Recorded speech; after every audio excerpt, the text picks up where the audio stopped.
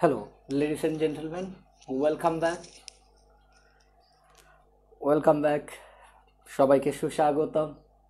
আজকের এই পড়ন্ত বিকেলে সকলকে শুভ অপরাহ্ন। আমি আমার অসুস্থতাকে জয় করে তোমাদের ভালোবাসায়, সৃষ্টিকর্তার অশেষ কৃপা এবং তার সেই করুণা দৃষ্টির কারণে আমি আবার ফিরে এসেছি। এখন থেকে আশা করি তোমাদেরকে আমি একদমই ইন টাইমে, ইন ফুল সুইংয়ে স্বাভাবিক যে ক্লাস আমরা সব সময় চেষ্টা করেছি জনগণকে বেশি দেওয়ার, ভালোবাসা কোনো প্রতিদানের অপেক্ষা রাখে না। তোমরাও আমাদেরকে অনেক ভালোবেসেছো। আমি যখন যেটা বলেছি তোমরা আমার সকল আবদারকে মেনে নিয়েছো।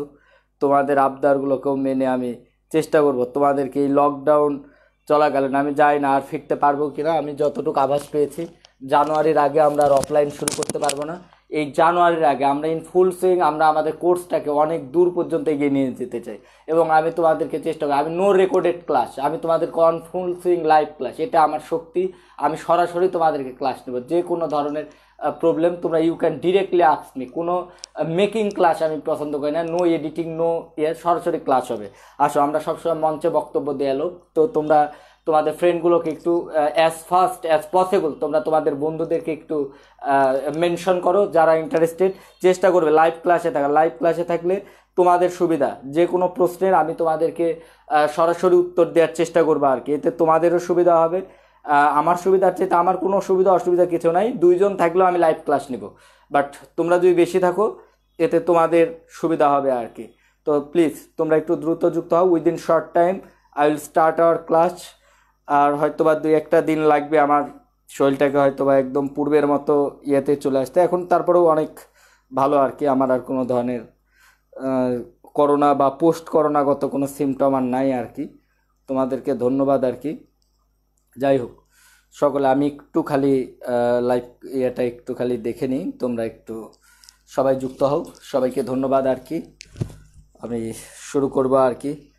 এবং এই চ্যাপ্টারটা আমি তোমাদেরকে অনেক ডিটেলস পড়াবো এবং আমি যেভাবে পড়াই তোমরা সেভাবে পড়বে। শোনো, কোনো গুদবে কান দেওয়ার দরকার নেই।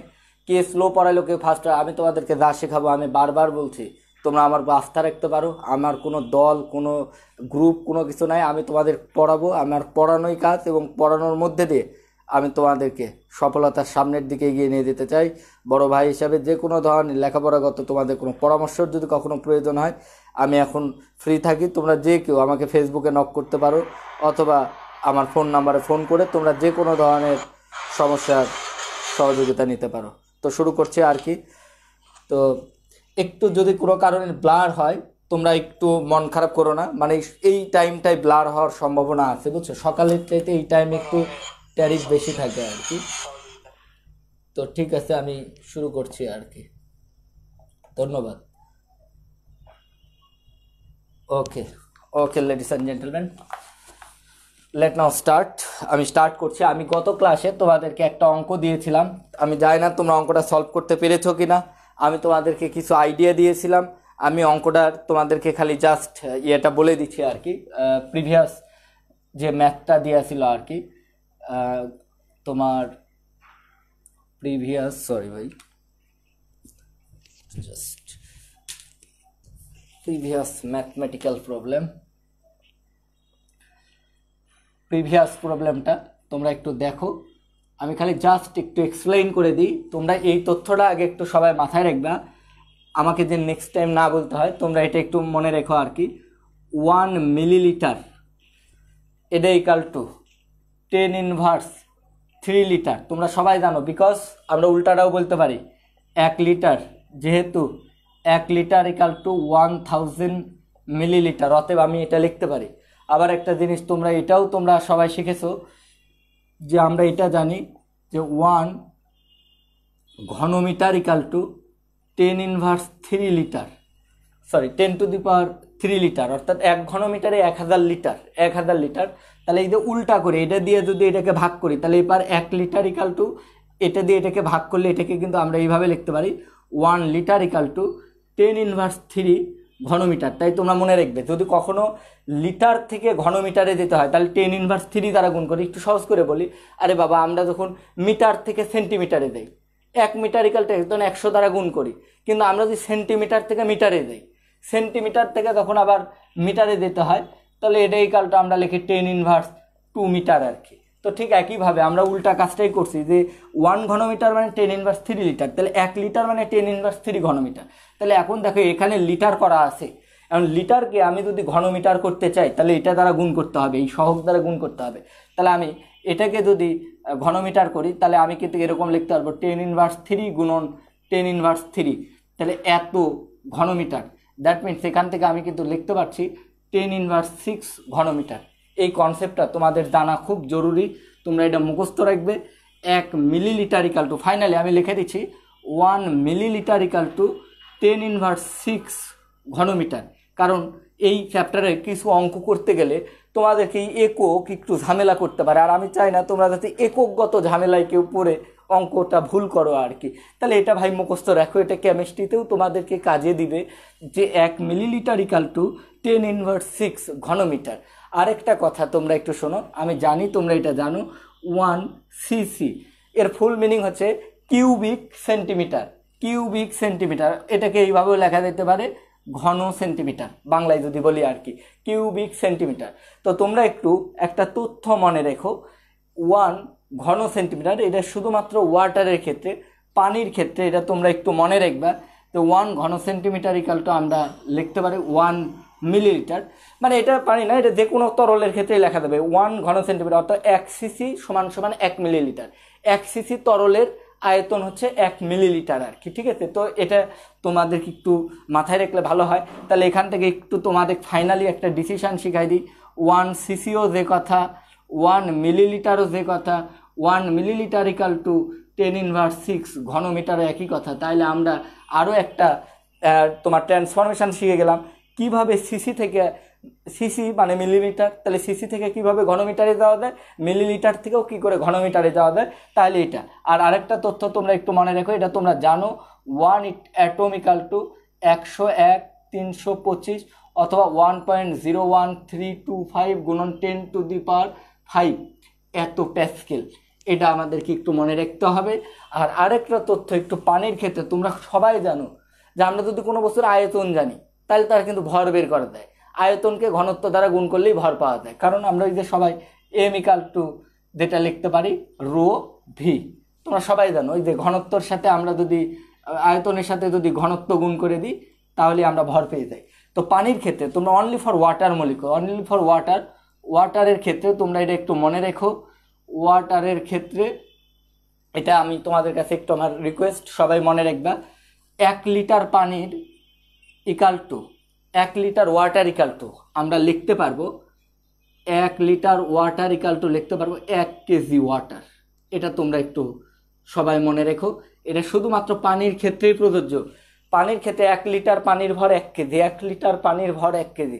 এখন বলতে পারো ভাই কেন 1 লিটার পানির ভর 1 কেজি হলো? তাহলে এটাকে তুমি যদি দেখতে চাও তাহলে এখানে চলে আসো, তোমরা একটু লক্ষ্য করে দেখো, লিটার তো আসলে আয়তনের একক, তাহলে আমরা একটু দেখি ভর যখন বের করতে, আর কেজি তো ভরের একক, তাহলে আয়তন হচ্ছে 1 লিটার, কিন্তু লিটারে তো থাকা যাবে না, লিটারকে আমি তাহলে এসআই এককে বানাইলে 1 লিটার মানে কেবলই তোমার দেখাইছি 1 লিটারও যে কথা, 10⁻³ ঘনমিটারও একই কথা, তাহলে দেখো 10⁻³ ঘনমিটার। আবার রো তোমরা সবাই জানো পানির ঘনত্ব 1000, 1000 মানে 10⁻³ এত কেজি পার ঘনমিটার, তাহলে এই যে দেখো এটা আর এটা কেটে গেল, আবার তোমার ঘনমিটার কেটে গেল, তাহলে ফাইনালি থেকে গেল কিন্তু 1 কেজি। তাহলে এই যে ভর কিন্তু পেয়ে গেলাম, তাহলে 1 লিটার পানির ভর কিন্তু 1 কেজি পেয়ে গেলাম। আশা করি তোমরা এই কনভারসেশনটা তোমরা সবাই মনে রাখবে। আমি আরেকবার তোমাদেরকে রিপিট করে দিচ্ছি, যারা অনলাইনে আমার সাথে যুক্ত আছো কথাটা ভালো করে বোঝার চেষ্টা করো। আমি যেটা লিখতে পারি সবাই দেখো, 1 সিসিও যে কথা, 1 সিসি ইকাল টু আমরা লিখতে পারতেছি তাহলে 1 মিলিলিটার, আবার 1 মিলিলিটার ইকাল টু লিখতে পারতেছি 10⁻⁶ ঘনমিটার। এটা একটা গেল। আর পানির ক্ষেত্রে আমরা তোমার যেটা শিখালাম, পানির ক্ষেত্রে তোমার শিখালাম হচ্ছে 1 লিটার পানিও যে কথা, তাহলে 1 কেজি পানিও একই কথা, তাহলে 1 মিলিলিটার পানিও যে কথা 1 মিলি কেজি। তো মিলি কেজি মানে মিলিগ্রাম, 1000 কেজিতে 1 গ্রাম হয়, তো 1 মিলিলিটার মানে কিন্তু আবার আমরা লিখতে পারবো 1 গ্রাম। বাট এটা only for this is valid for ওয়াটারের ক্ষেত্রে, ঠিক আছে? এটা তোমরা একটু মাথায় রেখো। তো গতদিনের অঙ্কটা তাহলে তোমরা একটু লক্ষ্য করে দেখো। আমি গতদিনের অঙ্কটা বলছিলাম যে 20 ডিগ্রি সেলসিয়াস তাপমাত্রার পানিকে আমাকে বাষ্পে পরিণত করতে হবে। তো রিকোয়েস্ট করে পানিকে বাষ্পে পরিণত করা যায় না, পানিকে বাষ্পে পরিণত করতে হলে তাপ দিতে হয়। তো তাপ দিলে পানির তাপমাত্রা 20 থেকে প্রথমে 100 হয়, 100 ডিগ্রি তাপমাত্রা পানিকে আবার তাপ দিলে সে 100 ডিগ্রি তাপমাত্রা পানি কিন্তু 100 ডিগ্রি বাষ্পে পরিণত হয়। তার মানে পানি যখন 20 ডিগ্রি তাপমাত্রা পানি যখন বাষ্পে পরিণত হয় তখন সেটা 2 স্টেপে তাপ নেয়। একটা 20 থেকে 100 ডিগ্রি পানিতে পৌঁছাইতে তাপ, আর একটা 100 ডিগ্রি পানিকে 100 ডিগ্রি বাষ্পে পৌঁছাইতে তাপ। সেই তাপটা কতটুকু ছিল, সেই তাপটা আমি গত ক্লাসে তোমাদেরকে দেখাইছিলাম যে কিউ ইকাল টু ওই যে সিস্টেমে যে পরিমাণ তাপ দিই সেটাকে আমি কিউ অথবা ডেল কিউ দ্বারাও প্রকাশ করতে পারি, এটা কোনো ফ্যাক্টর না। এটা ইকাল টু আমি লিখতে পারতাম এমএস ডেল টি প্লাস এমএলভি, 2 স্টেপে তাপ দিয়েছিলাম। এবং এটা আমি তোমার বের করতে বলছিলাম যে এম এর মানটা তোমরা সব দিয়েছিল, এম এর মান কতটুকু পানি সেই ভরটর সব দিয়েছিল, সম্ভবত 1 গ্রাম পানিকে বলেছিলাম। তো এখান থেকে বের করে এত জুল, আমি তার মানে এত জুল তাপ সিস্টেমে দিছি। কিন্তু আমি যখন কোনো সিস্টেমে তাপ দিব, অর্থাৎ কোনো বস্তুর তুমি যখন তাপমাত্রা চেঞ্জ করবে তার মানে তার অন্তস্থ শক্তি চেঞ্জ হবে। তো কোনো সিস্টেমে আমরা তাপ দিলে শুধু তার অন্তস্থ শক্তি চেঞ্জ হয় না, একই সাথে আবার তার উপর সিস্টেমের উপর কিছু কাজ সম্পাদিত হয়। তো কতটুকু কাজ সম্পাদিত হয়, যেহেতু আমি বলছিলাম যে স্বাভাবিক তাপমাত্রা এবং চাপে এই কাজটা করছে, অর্থাৎ আমি এমন একটা পাত্রে এই কাজটা করছি সেই পাত্রের উপর চাপ কখনোই চেঞ্জ হয় না, অর্থাৎ পাত্রের উপর অলওয়েজ চাপটা ছিল বায়ুমণ্ডলীয় চাপ এবং চাপটা 1 অ্যাটম ছিল, তার মানে চাপটা কিন্তু ফিক্সড ছিল। তো চাপ যদি ফিক্সড থাকে তাহলে কতটুকু কাজ হয়েছে সেটা বের করতে হলে এটাকে আমরা যদি ডাব্লু বলি, তাহলে ডাব্লু ইকাল টু আমরা তোমাদেরকে বলছিলাম পি ডেল ভি। তো পি ডেল ভি, যেহেতু পি এর মানটা কনস্ট্যান্ট ছিল আর ভিটা চেঞ্জ হয়ে গেছিলো, কারণ পানি ছিল 1 গ্রাম, কিন্তু এই 1 গ্রাম পানিকে আমি 1672 সিসি পানিতে পরিণত করছিলাম, V2 মাইনাস V1। তাহলে কিন্তু আয়তন চেঞ্জ হয়েছে। দেখুন তোমাদের বলছি তোমরা যখন থার্মোডাইনামিক্স পড়বে খালি একটা জিনিস মাথায় রাখবে, এখানে কাজের ব্যাপারটা ডিরেক্ট বল সরণ না, এখানে কাজের ব্যাপারটা আয়তন চেঞ্জের সাথে রিলেটেড। যদি কোনো সিস্টেমের আয়তন চেঞ্জ হয় তাহলে বুঝতে হবে যে সিস্টেমের উপর কাজ হয়েছে বা সিস্টেম নিজে করেছে, অথবা অর্থাৎ সেখানে কাজ সংগঠিত হয়েছে। কাজ দুইভাবে হয়, যে work done by system and work done on system. On system মানে সারাউন্ডিং এর কাজ আর কি। তো আলটিমেটলি এই ক্ষেত্রে দেখো আমি তোমাদেরকে বলছিলাম এটা 101, 325 স্বাভাবিক তাপমাত্রা এবং চাপ বলেছিলাম আর কি। তো এটা আর দেখো আমাদের V2 ছিল, শেষ আয়তন ছিল 1672 সিসি, কিন্তু আমি কিন্তু আগেই বলেছি সিসি রাখলে হবে না, ঘনমিটারে নিয়ে যেতে হবে। তাহলে 1672কে আমি এর সাথে গুণ করে দিলাম 10⁻⁶, তার মানে এটা কিন্তু ঘনমিটার হয়ে গেল। আর আগে ছিল কিন্তু 1 গ্রাম, আর তোমাকে আমি আগেই বলে দিছি 1 গ্রাম পানির আয়তন আবার 1 সিসি মানে 1 মিলিলিটার আর কি। তাহলে তোমাকে আগেই বলছি যে আমি এইভাবে লিখতে পারি 1 গ্রাম পানির আয়তন আবার 1 মিলিলিটার, আবার 1 মিলিলিটার মানে 10⁻⁶ ঘনমিটার। তার মানে এখানে কিন্তু আমি লিখে দিতে পারতাম 10⁻⁶ ঘনমিটার। আমি গত ক্লাসের অঙ্কটা কিন্তু তোমাদের সলভ করে দিচ্ছি আর কি। তো এখান থেকে দেখো আলটিমেটলি এগুলো ক্যালকুলেশন করলেও কিন্তু আমি এই ওয়ার্ক ডান পেয়ে যাবো। এখন ওয়ার্ক ডান যদি পেয়ে যাই তাহলে কতটুকু অন্তস্থ শক্তির চেঞ্জ হয়েছে এটা যদি বের করতে চাই, তোমরা সবাই জানো del Q equal to del you plus ডাব্লু। এখান থেকে ডেল ইউ ইকাল টু আমি কিন্তু ডেল কিউ মাইনাস ডাব্লু লিখতে পারি। তাহলে দেখো এখন আমাদেরকে একটু হেল্প করো, দেখো আমি কিন্তু ডেল কিউ অলরেডি এখানে তোমরা বের করে ফেলছো। ডেল কিউর ভ্যালুটা এম এর মান বসাই দিবা, এম এর মান হচ্ছে 10⁻3, এফ এর মান পানির ক্ষেত্রে 4200, আর তাপমাত্রা বাড়ালে এটা এটা হচ্ছে 20 ডিগ্রি তাপমাত্রা পানিকে 100-তে নিয়ে যেতে প্রয়োজনীয়তা। তো 20-এর পানিকে 100-তে নিয়ে গেলে তাপমাত্রা বাড়ে 80। আর MLF, এম এর মান 1 গ্রাম পানি, তাহলে 10⁻³ আর এলভির মান 2268 বা 22.68 গুণন 10⁵ এটা করে এত জুল। এটাও বের করলা, এটাও বের করলা, এখানে বসাবা, তাহলে আলটিমেটলি ফলাফল পেয়ে যাবো এত জুল অন্তস্থ শক্তির পরিবর্তন। আশা করি তোমাদের এই অঙ্কটা বুঝতে কোনো অসুবিধা হবে না। যদি সবচেয়ে টাফ যদি কোনো ম্যাথ আসে তোমাদের থার্মোডাইনামিক্স ফার্স্ট ক্লাস, তাহলে এই টাইপের অঙ্ক দিতে পারে যে পানির তাপমাত্রা চেঞ্জ করে এখান থেকে এখানে নিয়ে গেলে পানির অন্তস্থ শক্তি কত বেড়ে। তাহলে তোমরা ফিল করো সিস্টেমে তাপ দিছো মানেই কিন্তু দুটো ঘটনা ঘটবে, অন্তস্থ শক্তির পরিবর্তন অথবা কৃতকার। এখন এই দুটার মধ্যে আমাকে যে কোনো দুইটা, আমরা যদি 3টে জিনিস, একটা কিউ, একটা ইউ আর একটা ডাব্লু, যে কোনো দুইটা জানা থাকলে আরেকটা, আমি এখানে কিউ বের করে নিছি সিস্টেমে, ইউটাও ডাব্লুটাও বের করে নিছি সিস্টেম, সেখান থেকে আমি কিন্তু ডেলিউটা বের করতে পেরেছি। আশা করি তোমরা আমার প্রশ্নটা সকলে সঠিকভাবে অনুধাবন করতে পেরেছো। যারা বুঝতে পেরেছো এই অঙ্কটা তারা একবার ওকে লিখবে, তারপরে আমি পরের স্টেজে চলে যাবো আর কি। তোমরা একবার ওকে লিখবে আর কি, যদি এটা বুঝতে পারো তাহলে ওকে লেখো। বুঝতে পারলে এটা ওকে লেখো।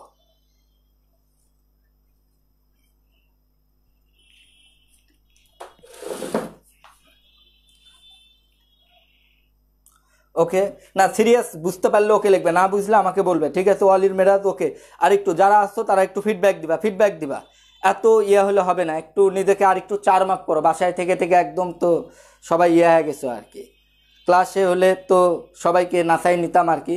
ওকে ওকে ওকে, ভালোভাবে ওকে বলো, একদম মানে ইনফোর্স দিয়ে ওকে বলো আর কি, ঠিক আছে? তো যাই হোক আর কি, তো এবার আমি তোমাদেরকে আরেকটু ডিপ লেভেলে নিয়ে যাবো, তোমাদেরকে আরও ডিপ লেভেলে নিয়ে যাবো। আমি চাচ্ছিলাম থার্মোডাইনামিক্স সবাই পড়াই দিক, ঠিক আছে? আমি চাই না আমাকে কেউ কপি করে পড়ায় আর কি। তাই একটু সবাই পড়াই নিক, তারপর আমি থার্মোডাইনামিক্স পড়াই। তাহলে থার্মোডাইনামিক্স কে কতটা জ্ঞান রাখে, তাইলে শিক্ষকদের জ্ঞানও হয়ে গেল, স্টুডেন্টদের জ্ঞানও হয়ে গেল, সব দিক দিয়ে মানে আর কি সুবিধা হতো আর কি। খালি তো ধরো গাল গল্প দিলে তো হবে না আর কি, বুঝেছো? তো চলে আসো আর কি। তো যেটা নিয়ে এবার আমি তোমাদের সাথে কথা বলছি, সবাই যেটা বলি আবারও বলি, এক স্টুডেন্ট আমার কাছে কাল ভর্তি হতে আসছে, বুঝছো? তো ভর্তি হতে আসে, তো সে তার অভিভাবক আমাকে প্রশ্ন করছে যে ভর্তি হয়ে গেছে কিন্তু সে আসলে যায় না, আমি স্যার আর কি, ঠিক আছে? তো হওয়াটার পর সে বলছে যে আসলে রাজশাহীতে ফিজিক্স টিচার মানে ভালো নাই আর কি, মানে আমি কিন্তু ওইখানে স্টিল নাও বসে আছি আর কি, ঠিক আছে? আমি বললাম যে এটা আপনি মানে কেন বললেন এই কথা? না আমি বলিনি, মানে আমার মানে অন্যান্য স্যারেরা নাকি তার মানে বিভিন্ন কেমিস্ট্রি বা ম্যাথের টিচাররা তারা নাকি এই ধরনের শব্দ মানে ব্যবহার করেছে যে রাজশাহীতে। তা আমি জানি না আসলে ম্যাথের টিচাররা যারা ম্যাথ পড়ায়, আমি তো ক্লাসে বহুতবার তোমাদেরকে ম্যাথ দিছি, বিভিন্ন ধরনের ইয়ে দিছি, আমি জানি না কেমিস্ট্রির টিচার, আমি তোমাদেরকে দশম অধ্যায় পড়ানোর সময় কেমিস্ট্রির যতটুকু পেরেছি আর কি, আমি সবার কথা বলবো না, দু একটা যে টিচার বলেছে আমি শুধু এটা জানি না যে আসলে তার জ্ঞানের লেভেল কতটুকু। আর তোমরা যারা আমার কাছে ফিজিক্স পড়ো, ক্লাস শেষে দিনের শেষে কথা হবে আসলে তোমরা ফিজিক্স থেকে কতটুকু শিখেছো এবং এটা তোমাদের ভবিষ্যৎ জীবনে কতটুকু হেল্প করেছে, আর তোমরা কেমিস্ট্রি বা ম্যাথ থেকে কি কতটুকু শিখেছো, তাইলেই হয়ে যাবে আর কি। মানে এরকম একটা অপপ্রচার করা হচ্ছে যে ফিজিক্সের টিচারই নাকি রাজশাহীতে ভালো নেই, কি আর বলবো, আমার আর কোনো কিছু বলার নেই আর কি। তোমরা আমার কাছে যারা ফার্স্ট ইয়ার করেছো, যাই হোক, না থাকলেই ভালো। তাইলে আমি ধরেই নিচ্ছি যে আমি একটু কমা টিচার আর কি। তো এই কমা টিচার ধরে নিয়ে আমি তোমাদেরকে পড়াচ্ছি। তোমরা যারা আমার কাছে কমা টিচারের কাছে যারা পড়তেছো তাদেরকে একটু বলতে চাই, তারা আর একটু বি সিরিয়াস হও, বি স্ট্রং। আমি আবার বলতেছি, দুর্গাপূজার আগ পর্যন্ত আমি একটা ক্লাস মিস করতে চাই না, এবং প্রত্যেকটা পারলে একটা করে এক্সট্রা ক্লাস দেবো, এবং এই চ্যাপ্টার আমি তোমাদেরকে শেষ করে দেবো, এবং এই চ্যাপ্টারে আমি তোমাদের অসংখ্য ক্লাস দেবো, মানে অসংখ্য, মানে এটা বুঝাইতে চাই এই চ্যাপ্টারটা কেমিস্ট্রির সাথে রিলেটেড। যদি কেমিস্ট্রি স্যারের চাইতে আমি যদি এক তোমাকে বেশি না পড়াইতে পারি, তাহলে আমি ফিজিক্স পড়ানোই ছেড়ে দেবো আর কি এই চ্যাপ্টারে, ঠিক আছে? তো সবাই রেডি? আমি আশা করি আমার যুদ্ধের জায়গাটাই হচ্ছে তোমাদেরকে নিয়ে আমি যুদ্ধ করতে চাই আর কি, ঠিক আছে? তো আমাকে সবাই হেল্প করো আর কি। যাই হোক, আমার জ্বর ছুটে গেছে আর কি এই কথা শোনার পর আর কি। তো যেটা নিয়ে আমি কথাবার্তা বলতে চাই, সবাই একটু ভালো করে মনোযোগ দিবে আর কি। আমি তোমাদের সাথে কথা বলতেছি থার্মোডাইনামিক্সের ফার্স্ট ল নিয়ে। থার্মোডাইনামিক্সের ফার্স্ট ল আমার কমপ্লিট হয়ে গেছে। এবার আমি তোমাদের সাথে যে জিনিসটা নিয়ে কথাবার্তা বলতে চাই তার নাম হচ্ছে তাপগতীয় প্রক্রিয়া। তো সবাই দেখো, তাপগতীয় প্রক্রিয়া বা এটাকে ইংলিশে বলে থার্মোডাইনামিক্স প্রসেস। আর তোমাদেরকে একটা ভাই কথা আমি একটু আগেই বলে নিই, যে আমার পড়ানোর স্টাইলটা, আমি তো ভাই হলিউড স্টাইল ফলো করি। তোমাকে আমার পড়া বুঝতে হলে ক্লাসের শেষ পর্যন্ত অথবা 1-2 ক্লাস মিলাই গান বুঝতে হবে আর কি। যেমন আমি আজকে যে টপিকগুলো পড়াবো, আজকের পড়া তোমরা এত ফিল করতে পারবে এই যে এখন যেগুলো পড়াবো, কিন্তু এটা কিন্তু তোমাদের কিন্তু গত ক্লাসটা এটার উপর প্রভাব পড়বে আর কি, ঠিক আছে? তো এটা একটু তোমরা সবাই মনোযোগ দিয়ে একটু পড়বে আর কি, এবং এইটা ভালো বোঝা মানে থার্মোডাইনামিক্সের পরের টপিকগুলো তোমাদের কাছে ইজি হয়ে যাবে আর কি। তো দেখো সবাই একটু মনোযোগ দিবা, থার্মোডাইনামিক্স প্রসেস আর কি, যেটা নিয়ে তোমাদের সাথে কথা বলছি। তো তাপগতীয় প্রক্রিয়া, আসলে তাপগতীয় প্রক্রিয়া ব্যাপারটা কি আমি তোমাদেরকে বলি, যে একটা সিস্টেমের মধ্যে আমরা যদি কিছু গ্যাস রাখি, আমি আবারও বলছি আমরা এই চ্যাপ্টারে সত্যিকার অর্থে যদিও পদার্থের 3টে অবস্থা কঠিন, তরল, গ্যাসীয়, আমরা সিস্টেমের মধ্যে কার্যনির্বাহক বস্তু হিসেবে কঠিন, তরল, গ্যাসীয় যে কোনো কিছুই রাখতে পারি, কিন্তু আমরা এই চ্যাপ্টারে 99.99% আমরা আসলে সত্যি ঘটনা আমরা গ্যাস নিয়ে কথা বলতেছি, স্পেশালি আদর্শ গ্যাস নিয়ে কথা বলতেছি। তা আমরা এই চ্যাপ্টারে তোমাদেরকে সিস্টেম বলতে আসলে 99% তো ওই সিলিন্ডারটাই বুঝবো, বুঝছো, ওই পিস্টনযুক্ত সিলিন্ডারটা। কিন্তু সিস্টেম মানে কিন্তু যে কোনো জড়জগতের যে কোনো অংশ হতে পারে যেখানে আমরা এক্সপেরিমেন্ট করবো, থার্মোডাইনামিক্সের এক্সপেরিমেন্ট করবো, সেটাকে আমরা সিস্টেম বলবো। সিস্টেম বাদে যা থাকে মহাবিশ্বে সেটাকে পরিবেশ বলবো। আর সিস্টেম আর পরিবেশটাকে যেটা কল্পিত বাউন্ডারি যেটা পৃথক করবে সেটাকে আমরা বাউন্ডারি বা বেষ্টনী বলতেছি। কিন্তু তারপরেও কিছু কথা মুখের, কিছু কথা মনের কথাটা হচ্ছে এই চ্যাপ্টারে আমরা সিস্টেম বলতে মেইনলি পিস্টনযুক্ত ঘর্ষণবিহীন সিলিন্ডারটাকেই বুঝবো আর কি, বা সিলিন্ডার উইথ ঘর্ষণহীন ফ্রিকশনলেস তোমার পিস্টন। তো এখন যেটা আপনাদেরকে ভাই বলি, আমরা এই যে পিস্টনের মধ্যে যে সিলিন্ডারের মধ্যে যে কার্যনির্বাহক বস্তু নিব, এটা কঠিন বা তরল নিব না, আমরা এটা মেইনলি আপনাদেরকে গ্যাস নিব। তার মানে আমরা মেইনলি কথা বলবো আপনাদের সাথে আসলে গ্যাসীয় সিস্টেম নিয়ে আপনাদের সাথে বেশি কথা হবে। তো এখন একটা গ্যাস সিস্টেমের মধ্যে আমরা যদি গ্যাস রাখি, তো এই সিস্টেমের গ্যাসের অবস্থা তথা সিস্টেমের অবস্থা বর্ণনা করার জন্য আমাদের কয়েকটা রাশির প্রয়োজন হয়। আমরা মেইনলি 3টে রাশির সাহায্যে, 3টি ভৌত রাশির সাহায্যে একটা গ্যাসের বা একটা গ্যাসীয় সিস্টেমের অবস্থা বর্ণনা করি। তো এগুলো হচ্ছে প্রেশার, এগুলো হচ্ছে ভলিউম, এটা হচ্ছে টেম্পারেচার। তো আমি আবারও বলছি, যেমন একটা মানুষ কেমন আছে এই জিনিসটা কি খালি তার মানে কেমন আছে এটা কি তার খাইছে কিনা বা এটার উপর নির্ভর করে, সে খেয়েছে কিনা, তার জবের কি অবস্থা, পড়াশোনার কি অবস্থা। তার মানে আমাদের ভালো থাকাটা কিন্তু একটা সিঙ্গেল ভেরিয়েবল না, মানে ওয়ান ভ্যালুড ভেরিয়েবল না, এটা কিন্তু মাল্টিপল ভ্যালুড ভেরিয়েবল আর কি। মানে এখানে কিন্তু অনেকগুলো ব্যাপার আমাদের সাথে জড়িত থাকে। তো ঠিক একইভাবে একটা সিস্টেমের অবস্থা শুধুমাত্র প্রেশার, শুধু ভলিউম, শুধু টেম্পারেচার, এগুলো অনেকগুলো ব্যাপারের সাথে কিন্তু জড়িত। তো গ্যাসীয় সিস্টেম এই 3টে ব্যাপার দ্বারা, মেইনলি 3টা ব্যাপার দ্বারা একটা গ্যাসীয় সিস্টেমের অবস্থাটাকে আমরা এক্সপ্রেস করতে পারবো, যে প্রেশার কেমন, ভলিউম কেমন, টেম্পারেচার। হ্যাঁ, আমাদের ক্ষেত্রে ভালো মানে কেমন আছে মানে ভালো মন্দ, কিন্তু গ্যাসের ক্ষেত্রে কেমন আছে মানে ভালো মন্দের ব্যাপার না। একটা গ্যাসের অবস্থা আমরা বুঝতে, যে গ্যাসটা কেমন, কীরূপ, এর আচরণ, বিহেভিয়ার কী হতে পারে, এর রিয়াকশান স্টেটগুলো কেমন হবে, এগুলো কিন্তু তার এই প্রেশার, ভলিউম, টেম্পারেচারের দ্বারা কন্ট্রোল হবে। তো যেটা তোমাদেরকে আমি বলার চেষ্টা করছি, যে তাপগতীয় প্রক্রিয়ার ব্যাপারের ক্ষেত্রে তোমরা একটু ভালো করে শুনো, যদি কোনো গ্যাসীয় সিস্টেমের বা কোনো সিস্টেমের, আমি আর গ্যাসীয় সিস্টেম বললাম না, আমি সিস্টেমই বলতেছি, কিন্তু কল্পনা করার ভিতরে গ্যাস আছে। তো কোনো সিস্টেমের তথা কোনো গ্যাসের যদি যে কোনো এই 3টি ভৌত রাশির মধ্যে যদি কোনো একটা চেঞ্জ হয়, তাহলেই কিন্তু তার অবস্থা চেঞ্জ হবে। যেমন ধরো আমি এই মুহূর্তে ভালো আছি, ওকে আছি, এই মুহূর্তে আমি পড়াতে হঠাৎ আমার হাতে বাড়ি খেলাম, তাহলে কিন্তু আমার অবস্থাটা চেঞ্জ হয়ে গেল, মানে মানসিক স্টেটটা চেঞ্জ হয়ে যেতে পারে। তো আলটিমেটলি যদি এই প্রেশার, ভলিউম, টেম্পারেচারের মধ্যে কোনো একটা স্টেট চেঞ্জ হয়, তার মানে আমরা বুঝবো ওই সিস্টেমের অবস্থা চেঞ্জ হয়ে গেছে। তো এই যে এটাকেই আমরা বলতেছি তাপগতীয় প্রক্রিয়া। তো তাপগতীয় প্রক্রিয়া কি? তাপগতীয় প্রক্রিয়া হচ্ছে এমন একটা ব্যাপার যেটাকে আমরা বলতেছি যখন কোনো সিস্টেমের তাপগতীয় রাশিগুলোর যে কোনো একটি পরিবর্তন হয়। আর তাহলে আবারও বলছি যে তাপগতীয় সিস্টেমকে এক অবস্থা হতে অন্য অবস্থায় নিয়ে যাওয়াকেই তাপগতীয় প্রক্রিয়া বলে, যদি আমি বইয়ের ভাষায় বলি। আবারও বলছি যে কোনো তাপীয় সিস্টেমকে এক অবস্থা হতে অন্য অবস্থায় নিয়ে যাওয়াকেই আমরা হচ্ছে তাপগতীয় নিয়ে যাওয়ার যে প্রক্রিয়া, সেটাকে আমরা বলতেছি তাপগতীয় প্রক্রিয়া, থার্মোডাইনামিক্স প্রসেস। এখন আসো এই থার্মোডাইনামিক্স প্রসেস, তাহলে অবস্থা আমি অনেকভাবে চেঞ্জ করতে পারি, এক অবস্থা থেকে অনেকভাবে নিয়ে যেতে পারি। কী চেঞ্জ করে নিয়ে যেতে পারি?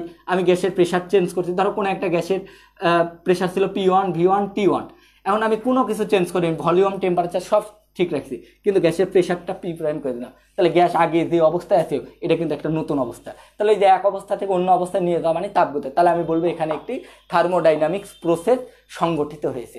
তো এই যে তাপগতীয় প্রক্রিয়াকে আমরা সচরাচর 4 ভাগে ভাগ করে থাকবো, ঠিক আছে। কি কি সেটা তোমাদেরকে বলি, যেহেতু আমি আবারও বলছি কোনো একটা সিস্টেমের অবস্থা মেইনলি এই প্রেশার, ভলিউম, টেম্পারেচার, তো অবস্থা চেঞ্জ করা মানে এদের যে কোনো একটা চেঞ্জ করা অথবা দুইটা চেঞ্জ করা অথবা তিনটা। তো আমরা সচরাচর যেটা করব, আমরা এইভাবে চিন্তা না করে তাপগতীয় প্রক্রিয়াগুলো যখন তোমার বিবেচনা করব তখন একটা করে স্থির রাখবো। আমি ধরবো যে এই গ্যাসটা এক অবস্থা থেকে অন্য অবস্থায় যাবে, কিন্তু তার একবার প্রেশার চেঞ্জ হবে না, কিন্তু একবার তার ভলিউম চেঞ্জ, কিন্তু বাকি দুইটা কিন্তু চেঞ্জ হয়ে গেছে। তো বাকি দুইটা চেঞ্জ হয়েছে তো মানে তো গ্যাসের অবস্থা চেঞ্জ হয়েছে, কারণ একটা চেঞ্জ হলেই চেঞ্জ হয়ে যায় আর কি। তো যদি টেম্পারেচার স্থির রাখি তখন যে তাপগতীয় প্রক্রিয়া হবে, কিন্তু প্রেশার ভলিউম চেঞ্জ করে দিই তখন যে প্রক্রিয়া হয় তার নাম সমষ্ণ প্রক্রিয়া। যদি ভলিউম স্থির রাখি কিন্তু অন্য দুইটা যদি চেঞ্জ করে দিই তখন এক অবস্থা থেকে অন্য অবস্থায় যাওয়ার যে প্রক্রিয়াটা, তখন যে তাপগতীয় প্রক্রিয়া সেটার নাম হয়ে যায় সমায়তন প্রক্রিয়া। চাপ স্থির রাখি সমস্যা। আবার আরেকটা ব্যাপার আছে, আমি যদি এদের কোনোটাকেই স্থির না রাখি তো সেক্ষেত্রেও একটা তাপগতীয় প্রক্রিয়া ঘটে। তো আলটিমেটলি আবারও বলছি, একটু এবার ভালো করে তোমরা একটু মনোযোগ দিবা। এটা যদি একটা সিস্টেম হয় তো সিস্টেমের ভিতর গ্যাস আছে, গ্যাসের অবস্থা নির্ধারিত হচ্ছে প্রেশার, ভলিউম, টেম্পারেচার দ্বারা। এগুলো কোনো কিছুকে যদি চেঞ্জ করতে হয় তাহলে এই সিস্টেমে আমাদেরকে সিস্টেমের তাপ প্রদান গ্রহণ বা মানে সিস্টেমের আমাকে এখানে তাপগতীয় কোনো পরিবর্তন ঘটাতে চাইলে আমাকে সিস্টেমে কিন্তু কিছু পরিমাণ তাপ প্রয়োগ করতে হবে আর কি। তো তাপ প্রয়োগ করলে পিভিটি তিনটেই চেঞ্জ হয়ে যেতে পারে, অথবা এরকম হতে পারে শুধু পিভি চেঞ্জ হচ্ছে, টি স্থির। তো আমরা তিনটা চেঞ্জ একটা স্থির এরকম টাইপ করে আমরা সচরাচর মেইনলি অনেক প্রক্রিয়া হতে পারে, চাকরিক অচাকরিক অনেক ধরনের প্রক্রিয়া হতে পারে, কিন্তু আমাদের সিলেবাসে মেইনলি তাপগতীয় প্রক্রিয়া 4 ধরনের। কি কি প্রক্রিয়া সেটা তোমরা একটু শোনো। আমাদের প্রক্রিয়াগুলো এরকম, যে কোনো একটা করে তাপগতীয় চলক স্থির থাকবে। তো প্রথম যে প্রক্রিয়া তার নাম হচ্ছে সমষ্ণ প্রক্রিয়া। তো এটার নাম আইসোথার্মাল। তোমরা ইংলিশগুলো একটু শিখে রাখো, কাজে দিবে। আইসোথার্মাল প্রসেস, ভালো করে দেখতে থাকো। তারপরের যে প্রক্রিয়া তার নাম হচ্ছে সমচাপীয় প্রক্রিয়া। সমচাপীয় প্রক্রিয়ার ইংলিশ হচ্ছে আইসোবারিক প্রসেস। তারপরের যে প্রক্রিয়া তার নাম হচ্ছে সম আয়তনীয় প্রক্রিয়া বা সমায়তন প্রক্রিয়া শর্টকাটে। এটাকে সমচাপীয়, অনেক ক্ষেত্রে শর্টকাটে সমচাপ প্রক্রিয়াও বলে আর কি, ঠিক আছে। সমচাপ, সমষ্ণ, সমচাপ, সমায়তন। সমায়তন প্রক্রিয়ার ইংলিশ হচ্ছে আইসোকোরিক প্রসেস। আর একটা প্রক্রিয়া আছে বুঝছো, তার নাম ওই যে এগুলো যে কোনো কিছু ঘটাইতে হলে টেম্পারেচার স্থির, চাপ স্থির, আয়তন স্থির, কিন্তু বাকিগুলো চেঞ্জ। এগুলো ঘটানোর জন্য আমরা যে কাজটা করি, সিস্টেমে তাপ দিই অথবা সিস্টেমটা তাপ নিই, অর্থাৎ সিস্টেমের সাথে পরিবেশের তাপের আদান প্রদান ঘটাই। কিন্তু আমরা যদি সিস্টেমের সাথে পরিবেশের কোনো তাপের আদান প্রদান না ঘটায়ও যদি এদের কোনো কিছু পরিবর্তন করি, তখনও গ্যাস এক অবস্থা থেকে অন্য অবস্থায় যায়। আর গ্যাসকে এক অবস্থা থেকে অন্য অবস্থায় নিয়ে যাওয়া মানেই তাপগতীয় প্রক্রিয়া ঘটানো। তো সেক্ষেত্রে যে যদি আমি তাপের মাধ্যমে যদি এগুলো ঘটাই তখন সমষ্ণ, সমচাপ, সমায়তন। কিন্তু তাপের আদান প্রদান না করেও যদি এগুলো পরিবর্তন ঘটাই তখন যে প্রক্রিয়া আসে তার একটা নাম আছে, সুন্দর নাম। সেই প্রক্রিয়াটার নাম হচ্ছে রুদ্ধ তাপীয় প্রক্রিয়া। এটাকে আমরা বলতেছি অ্যাডিয়েবেটিক প্রসেস। তো যাই হোক আর কি, তোমরা একটু ভালো করে দেখো, isothermal process, isobaric process, isochoric process, adiabatic process. তো লেডিস অ্যান্ড জেন্টেলম্যান, তোমরা একটু ধীরে ধীরে সবাই ভালো করে বোঝার চেষ্টা করো। আমি চাই তোমরা আমার কাছে যারা এত টাকা পয়সা দিয়ে ভর্তি হয়েছো, আমি আমার ক্ষুদ্র জ্ঞানে আমি যতটুকু পারি আমি তোমাদেরকে এগুলো টপিক খুব ভালো করে বুঝাইতে চাই। আজকে তোমাদেরকে আমি একটু বলে দিই, আমরা 4টেই পড়বো, কিন্তু আমাদের সিলেবাসে সবচাইতে বেশি যে 2টা জিনিস আছে সেটা হচ্ছে সমষ্ণ প্রক্রিয়া আর একটা রুদ্ধ তাপীয়, কিন্তু আমি তোমাদেরকে 4টেই পড়াবো। তো প্রথমে তাহলে আশা করি তোমরা তাপগতীয় প্রক্রিয়া বুঝিছো। যে তাপগতীয় প্রক্রিয়া হচ্ছে তাপগতীয় সিস্টেমের সাথে রিলেটেড। তাপগতীয় সিস্টেমের ক্ষেত্রে সিলিন্ডার এবং তার মধ্যে কিছু কার্যনির্বাহক গ্যাস থাকে। তো গ্যাসের অবস্থাই হচ্ছে সিস্টেমের অবস্থা। তো এই গ্যাসের অবস্থা আবার 3টা জিনিসের দ্বারা নির্ভর করে, পিভিটি। যদি এদের মধ্যে যে কোনো একটি, দুটি অথবা সবগুলোরই পরিবর্তন হয় তখন আমি বলি গ্যাস এক অবস্থা থেকে অন্য অবস্থায় গেছে। তো এই যে গ্যাসকে এক অবস্থা থেকে অন্য অবস্থায় নিয়ে যাওয়ার যে প্রক্রিয়া সেটাকে আমরা বলতেছি তাপগতীয় প্রক্রিয়া। তো প্রথমে আমি তোমাদের সাথে যে প্রক্রিয়া নিয়ে কথা বলছি তার নাম হচ্ছে সমষ্ণ প্রক্রিয়া। তো সমষ্ণ প্রক্রিয়া নিয়ে তোমরা একটু ভালো করে শোনার চেষ্টা করবে। সমষ্ণ প্রক্রিয়া যে তাপগতীয় প্রক্রিয়া, আমি মুখে সংজ্ঞাটা বলছি, তোমরা নিজেরা লিখে নিও পরে, আমি মুখে বলতেছি, শোনো আগে।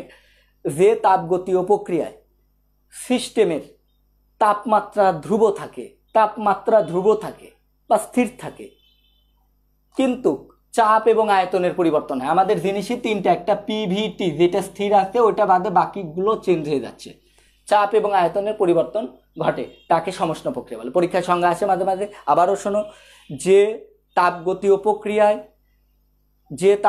প্রক্রিয়ায় সিস্টেমের তাপমাত্রা স্থির থাকে কিন্তু চাপ এবং আয়তনের পরিবর্তন ঘটে, তাকে আমরা সমষ্ণ প্রক্রিয়া বলি। তো এবার চলো, সমষ্ণ প্রক্রিয়ার প্রথমে যে জিনিসটা করতে হবে, আমি টোটাল কয়েকটা জিনিস তোমাদের শেখাবো।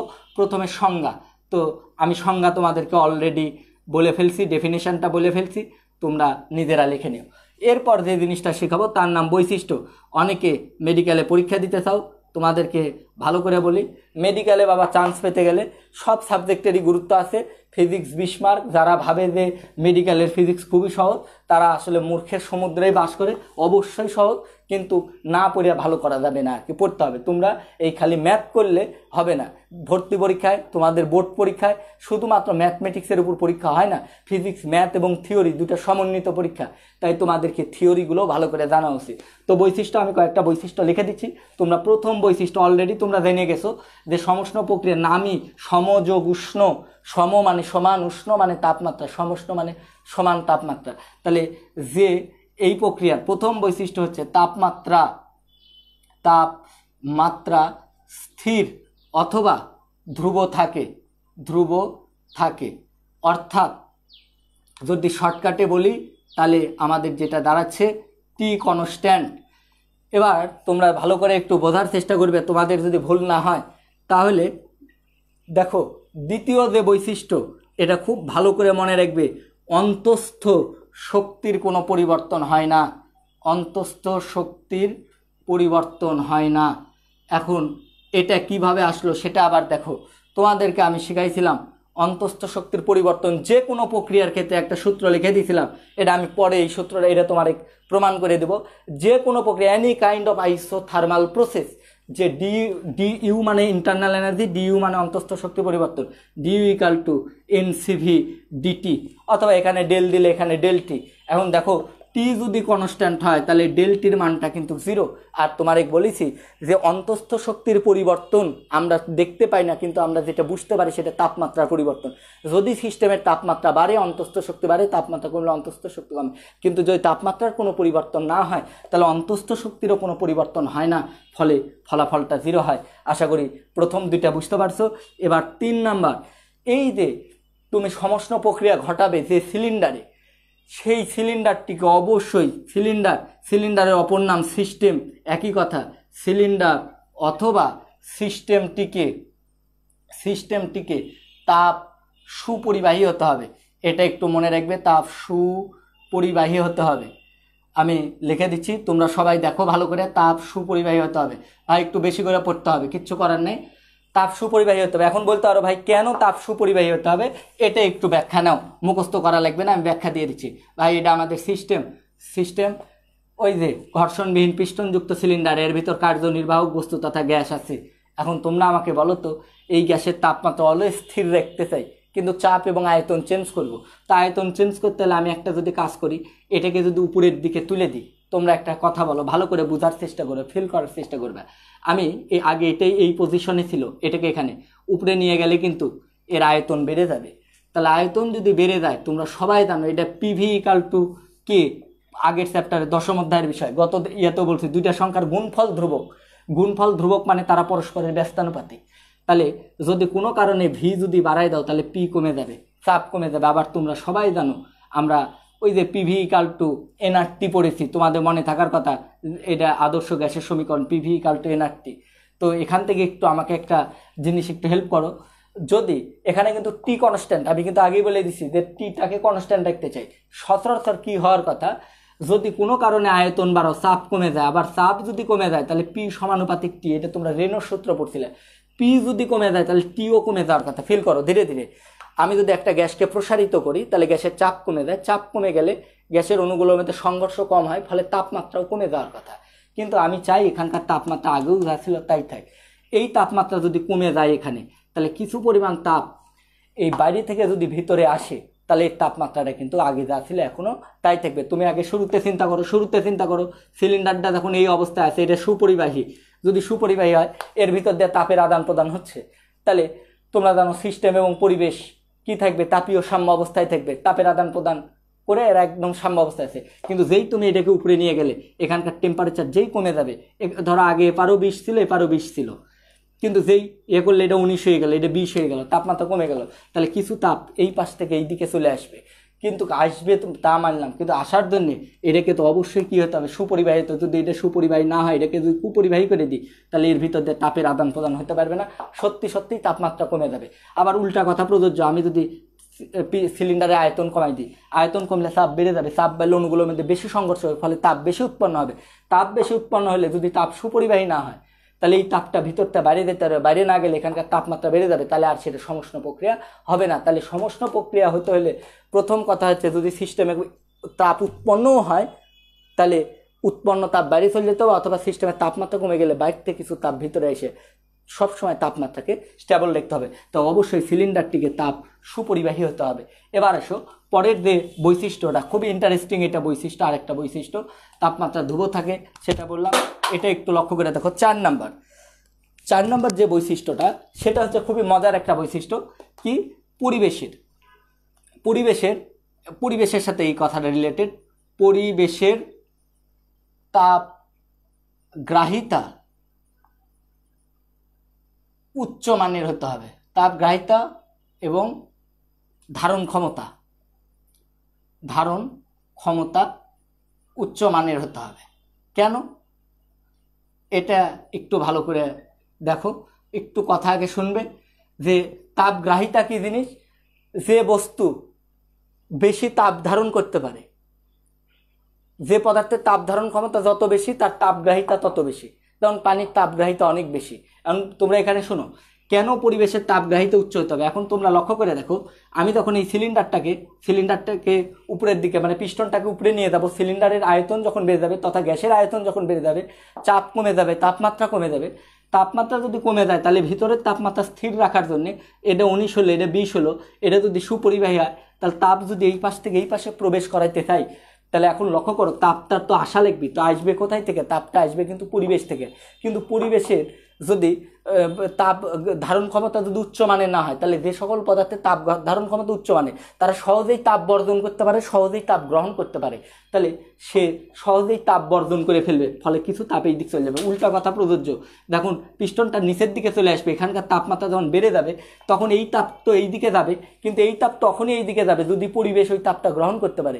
কিন্তু পরিবেশের তাপগ্রাহিতা যদি উচ্চ হয়, অর্থাৎ তুমি চাইলে, মানে ওর হাতটা খুব ফাস্ট, মানে ধারের হাতটা চাইলে দিয়ে দেয়, আবার ওকে তাই ফেরত চাইলেও দিয়ে দেয়, তো আলটিমেটলি দেখা যাবে যে ও পরিবেশকে দ্রুত তাপ দিয়ে পরিবেশ দ্রুত তাপটা অ্যাকসেপ্ট করে নিল আবার তাই এটা তখনই একটা প্রক্রিয়া পারফেক্টলি সমষ্ণ প্রক্রিয়া হবে।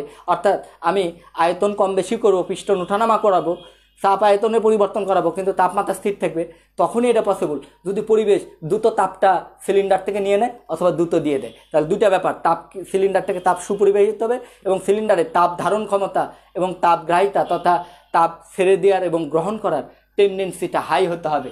এবার আসো আরেকটা যে ব্যাপারটা, সেটা একটু মনোযোগ দিয়ে শোনার চেষ্টা করবে। সেটা এই আমাদের সমষ্ণ প্রক্রিয়া যার সূত্র মেনে চলে। তোমরা তো দেখতেই পাচ্ছ সমষ্ণ প্রক্রিয়া তাপমাত্রা স্থির, আর তোমরা গ্যাসের সূত্র সমূহ পড়ছিলে, তাপমাত্রা স্থির থাকলে গ্যাস একটা বৈজ্ঞানিক সূত্র মেনে চলে, আদর্শ গ্যাস, সেই সূত্রের নাম ছিল বয়েলের সূত্র। তো তোমাদেরকে একটু বলে দিচ্ছি, সমষ্ণ প্রক্রিয়া বয়েলের সূত্র মেনে চলে। তাহলে সমষ্ণ প্রক্রিয়া বলা থাকলে সেখানে আর কোনোদিন বলা লাগবে না যে বয়েলের সূত্র ফেলো, তোমরা মনে রাখবে বয়েলের সূত্র মেনে চলে। অর্থাৎ আমরা যেটা লিখতে পারবো পিভি ইকাল টু কে, তার মানে অঙ্ক করার জন্য আমরা সমষ্ণ প্রক্রিয়ার ক্ষেত্রে যেটা লিখতে পারো P1 V1 equal to P2 V2। Last যে বৈশিষ্ট্যটা, আর দুইটা বৈশিষ্ট্য দেবো লাস্টে, এই দুইটা বৈশিষ্ট্য তোমরা মাথায় রাখবে। 6 নম্বর বৈশিষ্ট্যটা তোমরা দেখো সবাই, চাপের পরিবর্তন, কথা আগে ভালো করে শুনবে। চাপের পরিবর্তন ধীরে ধীরে সংগঠিত হবে। প্রক্রিয়া না চিনলে কিন্তু অঙ্ক করা যাবে না। চাপের পরিবর্তন ধীরে ধীরে সংগঠিত হবে। এখানে একটু মনোযোগ দাও। এটা আমি তোমাদেরকে ক্লিয়ার করি। যদি কোনো অঙ্কে দেখো এই থার্মোডাইনামিক্সের কোনো অঙ্কে যদি দেখো যে ধীরে ধীরে সিলিন্ডারটা পিস্টনটাকে ধীরে ধীরে উঠানামা করানো হয়েছে, এই ধীরে ধীরে কথা থাকলে কোনো দিনও অঙ্ক বলা থাকবে না সমষ্ট প্রক্রিয়া। তোমাকে চিনে নিতে হবে, হয় তাপমাত্রা স্থির বলে দিবি, অথবা যদি বলে দেয় যে ধীরে ধীরে কোনো প্রক্রিয়া সংগঠিত। তোমরা একটু মনে রাখবে, যে কোনো ধীর প্রক্রিয়ায় সমষ্ট প্রক্রিয়া, ধীরে ধীরে সংগঠিত হলে সে প্রক্রিয়াগুলো সমষ্ট প্রক্রিয়া হয় 90%। ব্যতিক্রম তো থাকবেই ভাই, তোমরা এটা মাথায় রেখো। ধীরে ধীরে, এখন বলতে পারো ভাই কেন ধীরে ধীরে? আরে ভাই ধীরে ধীরে কেন, তুমি একটু বোঝার চেষ্টা। সমষ্ট প্রক্রিয়া মানে গ্যাসের তাপমাত্রা তুমি চেঞ্জ হতে দেবে না। তাহলে তুমি যখন এই পিস্টনটাকে উপরের দিকে তুলবা, যদি হঠাৎ করে উপরে তুলো তাহলে এর চাপ হঠাৎ করে কমে যাবে। চাপ কমে গেলে তাপমাত্রা কমে যাবে, কিন্তু তাপমাত্রা কমে গেলে হবে না, তাপমাত্রা স্থির থাকা লাগবে। তো তাপমাত্রা কমে গেলে এপার থেকে তো তাপ এপার আসা লাগবে। তো এই তাপটা আসতে গেলেও তো কিছু পরিমাণ সময়ের প্রয়োজন। কিন্তু তুমি যদি ধীরে ধীরে এটাকে তুলতে থাকো তাহলে এর তাপমাত্রা কমে যাচ্ছে, এখান থেকে তাপ ধীরে ধীরে আসতেছে, ফলে এর তাপমাত্রাটা অলওয়েজই মনে হবে যে আমি এখান থেকে এখানে নিয়ে গেলাম, কিন্তু গ্যাসের তাপমাত্রা কোনো পরিবর্তন হলো না, আগেও যা ছিল তাই অবশ্যই চাপের পরিবর্তন ধীরে ধীরে ঘটতে হবে, দ্রুত পরিবর্তন করা যাবে না। এটা হচ্ছে সমষ্ট প্রক্রিয়ার আরেকটা ব্যাপার। আর যেহেতু সমষ্ট প্রক্রিয়া হচ্ছে এমন একটা প্রক্রিয়া যেখানে টি কনস্ট্যান্ট, পি এবং ভি চেঞ্জ হয়, তাহলে প্রেশার আর ভলিউমের মধ্যে একটা সম্পর্ক আছে, গাণিতিক সম্পর্ক। আর যে কোনো বৈধ গাণিতিক সম্পর্ককেই আমরা লেখচিত্রে রিপ্রেজেন্ট করতে পারি। তাহলে এই লেখচিত্র, তার মানে পিটা হচ্ছে ভি এর ফাংশন অথবা ভিটা হচ্ছে পি এর ফাংশন, যেভাবেই বলি না কেন, তো ফাংশনের আমরা লেখচিত্র অঙ্কন করতে পারবো। তো এই লেখচিত্রের ক্ষেত্রে তোমাদেরকে একটা তথ্য বলি, আমি হয়তো বা এর পরে গান পড়াবো, এটা পড়ালাম সমষ্ণ প্রক্রিয়া, এর পরে পড়াবো রুদ্ধতাপীয় প্রক্রিয়া। এটা কিছুই বুঝবে না, এটা আপাতত মুখস্থ করে রাখো যে সমষ্ণ প্রক্রিয়ার লেখচিত্র রুদ্ধতাপীয় প্রক্রিয়ার লেখচিত্র অপেক্ষা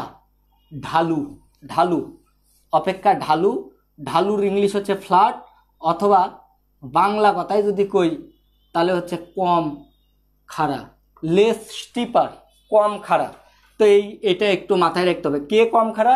সমষ্ণ প্রক্রিয়ার লেখচিত্র কম খাড়া। ওই যে ওর ফাংশনের ওর যে গাণিতিক সম্পর্ক, সেই গাণিতিক সম্পর্ক থেকে আমি যদি লেখচিত্র আঁকি, সেই লেখচিত্রটা হবে কম খাড়া। এবার চলো তোমাদের অনেক পড়ালাম, তাহলে প্রথমে আমি কি পড়ালাম? সবাক মুখস্থ করাই দেবো, টেনশন করছো কেন? প্রথমে আমি তোমাদের শেখালাম যেটা সংজ্ঞা, যে প্রক্রিয়ায় সিস্টেমের তাপমাত্রা স্থির থাকে কিন্তু চাপ এবং আয়তনে পরিবর্তন হয়, তাকে আমরা বললাম সমষ্ণ প্রক্রিয়া। তারপর কি শিখালাম তোমাদেরকে? আমি সমষ্ণ প্রক্রিয়ার পর যেটা শিখালাম, সমষ্ণ প্রক্রিয়া বৈশিষ্ট্য কি? প্রথম বৈশিষ্ট্য, তাপমাত্রা স্থির থাকে। তাপমাত্রা যদি স্থির থাকে তাহলে অন্তঃস্থ শক্তিরও পরিবর্তন হয় না। তারপর বললাম এই সমষ্ণ প্রক্রিয়া ঘটাইতে হলে আমাদেরকে যেটা লাগবে, একটা তাপ সুপরিবাহী সিলিন্ডার লাগবে, যাতে চাপের পরিবর্তন করার সময় ভিতরের তাপ বাইরে চলে যেতে হবে বা বাইরের তাপ ভিতরে আসতে হবে। আরেকটা বললাম যাতে এই যে তাপের আদান প্রদান যখন পরিবেশের সাথে সিস্টেমের হবে, এটা যাতে দ্রুত হতে পারে, এই জন্য বললাম পরিবেশের তাপগ্রাহিতা এবং তাপ ধারণ ক্ষমতা উচ্চমানের হতে হবে। তারপরে তোমাদেরকে যে বৈশিষ্ট্যটা বললাম, যে তাপের আদান প্রদান যাতে সঠিকভাবে হতে পারে, এই জন্য তাপের পরিবর্তনটা ধীরে হতে হবে। তারপরে তোমাদেরকে যেটা আমি তথ্য দিলাম যে এটা বয়েলের সূত্র মেনে চলে, লাস্টে যে তথ্যটা দিলাম সমষ্ণ প্রক্রিয়ার লেখচিত্র রুদ্ধতাপীয় লেখচিত্র অপেক্ষা কম খাড়া। দুটো গেল, সংজ্ঞা গেল, বৈশিষ্ট্য গেল। এবার তাহলে শর্ত কিন্তু একটাই তোমার, ওটা মনে রেখো। বৈশিষ্ট্যের মধ্যে আরেকটা বৈশিষ্ট্য মনে রেখো, সমষ্ণ প্রক্রিয়া হচ্ছে ধীর প্রক্রিয়া, ধীর প্রক্রিয়া। শর্ত একটাই, এখানে চাপের পরিবর্তন ধীরে ধীরে হতে হবে, এটা শর্ত। এবার এসো আমি তোমাদেরকে যে জিনিসটা শেখাবো সেটা হচ্ছে ফার্স্ট ল অফ থার্মোডিনামিক্স। আমি শর্টকাটে লিখে দেবো ভাই, পরে এত বড় করে লিখতে হবে, টিডি। এবার এই ফার্স্ট ল অফ টিডিটা প্রয়োগ করব এই তোমার সমষ্ণ প্রক্রিয়ার ক্ষেত্রে। তো চলো সমষ্ণ প্রক্রিয়ার ক্ষেত্রে যদি ফার্স্ট ল অফ টিডি প্রয়োগ করি তাহলে কেমন হবে? তোমরা তো সবাই জানো আমাদের ফার্স্ট লটা কি, D Q equal to DU plus T W, অথবা del Q equal to del you plus del W, যেভাবে খুশি লিখতে পারো। তো এখন তোমরা এখান থেকে একটু আমাকে তথ্য দিয়ে সবাই হেল্প করবে, ভালো করে বোঝার চেষ্টা করবে। বলো তো ডিকিউ ইকাল টু, আমি কিন্তু আবার লিখতে পারবো এনসিভি ডিটি, এটা ইকাল টু ডিডাব্লিউ ফিলিট, কিন্তু আগেই বলেছি সমষ্ণ প্রক্রিয়ার ক্ষেত্রে টিটা কনস্ট্যান্ট, তার মানে ডিটিটা 0।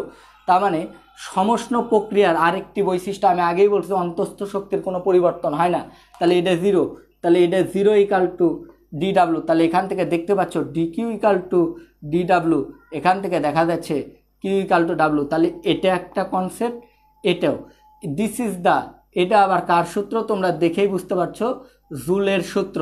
তোমাদেরকে জুল একটা কথা বলছিল যে তাপকে যদি সম্পূর্ণরূপে কাজে রূপান্তর করা যায় তাহলে তাপ এবং কাজ পরস্পর সমান হয়, ওই যে সমানুপাতিক হয় কিন্তু এসআই এককে সমান হয়।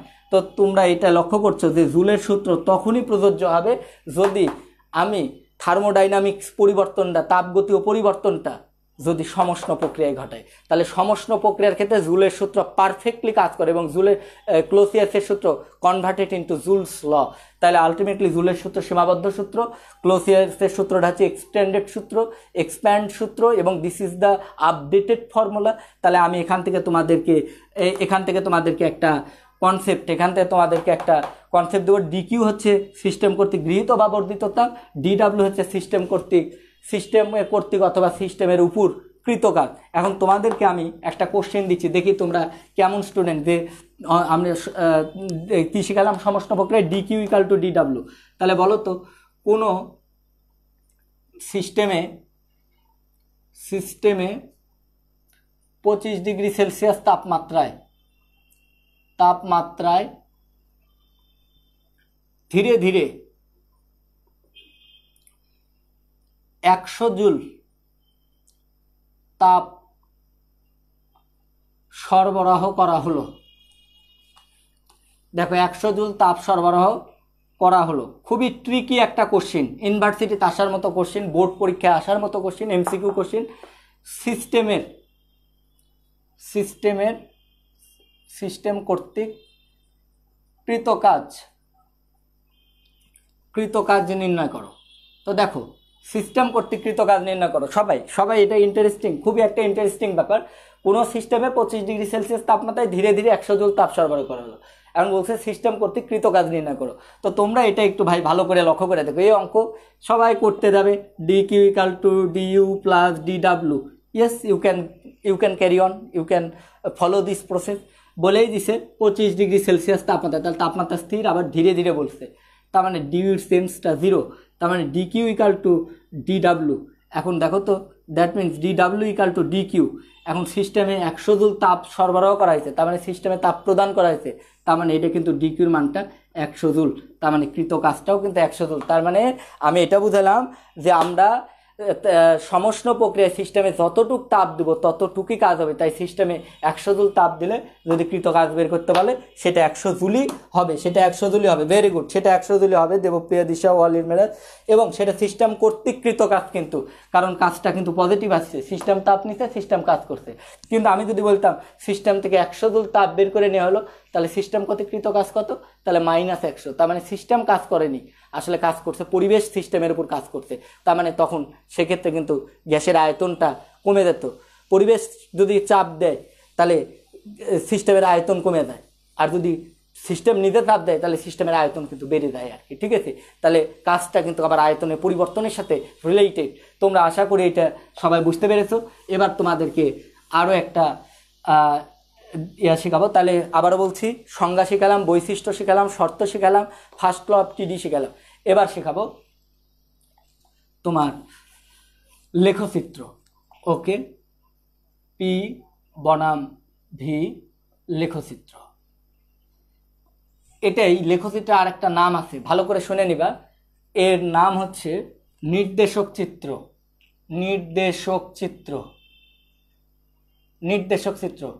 ইংলিশটা লিখে দিচ্ছি, তোমরা ভালো করে শোনো। বই অবশ্যই পড়তে হবে, মূল বইয়ের কোনো বিকল্প নাই। মূল বইয়ের বাইরে কোশ্চেন হয়, কনসেপ্টের জন্য আমি আসি, কিন্তু মূল বই পড়তে হবে ভাই, ঠিক আছে। আমি এই জিনিসটা লিখে দিলাম, তোমরা একটু মনে রেখো। ইন্ডিকেটর ডায়াগ্রাম, এই জিনিসটা অনেকের নামই শুনে না আর কি, কথা বুঝতে পারছো? তো তোমাদেরকে একটু বলি, পি বনাম ভি লেখচিত্রকে নির্দেশক চিত্র বা ইন্ডিকেটর ডায়াগ্রাম বলা হয়। কেন বলা হয় সেই জিনিসটা এখনই দেখতে পাবা, সেটা একটু লক্ষ্য করে দেখো। আমি তোমাদেরকে আগেই বলছি সমষ্ণ প্রক্রিয়ার লেখচিত্র।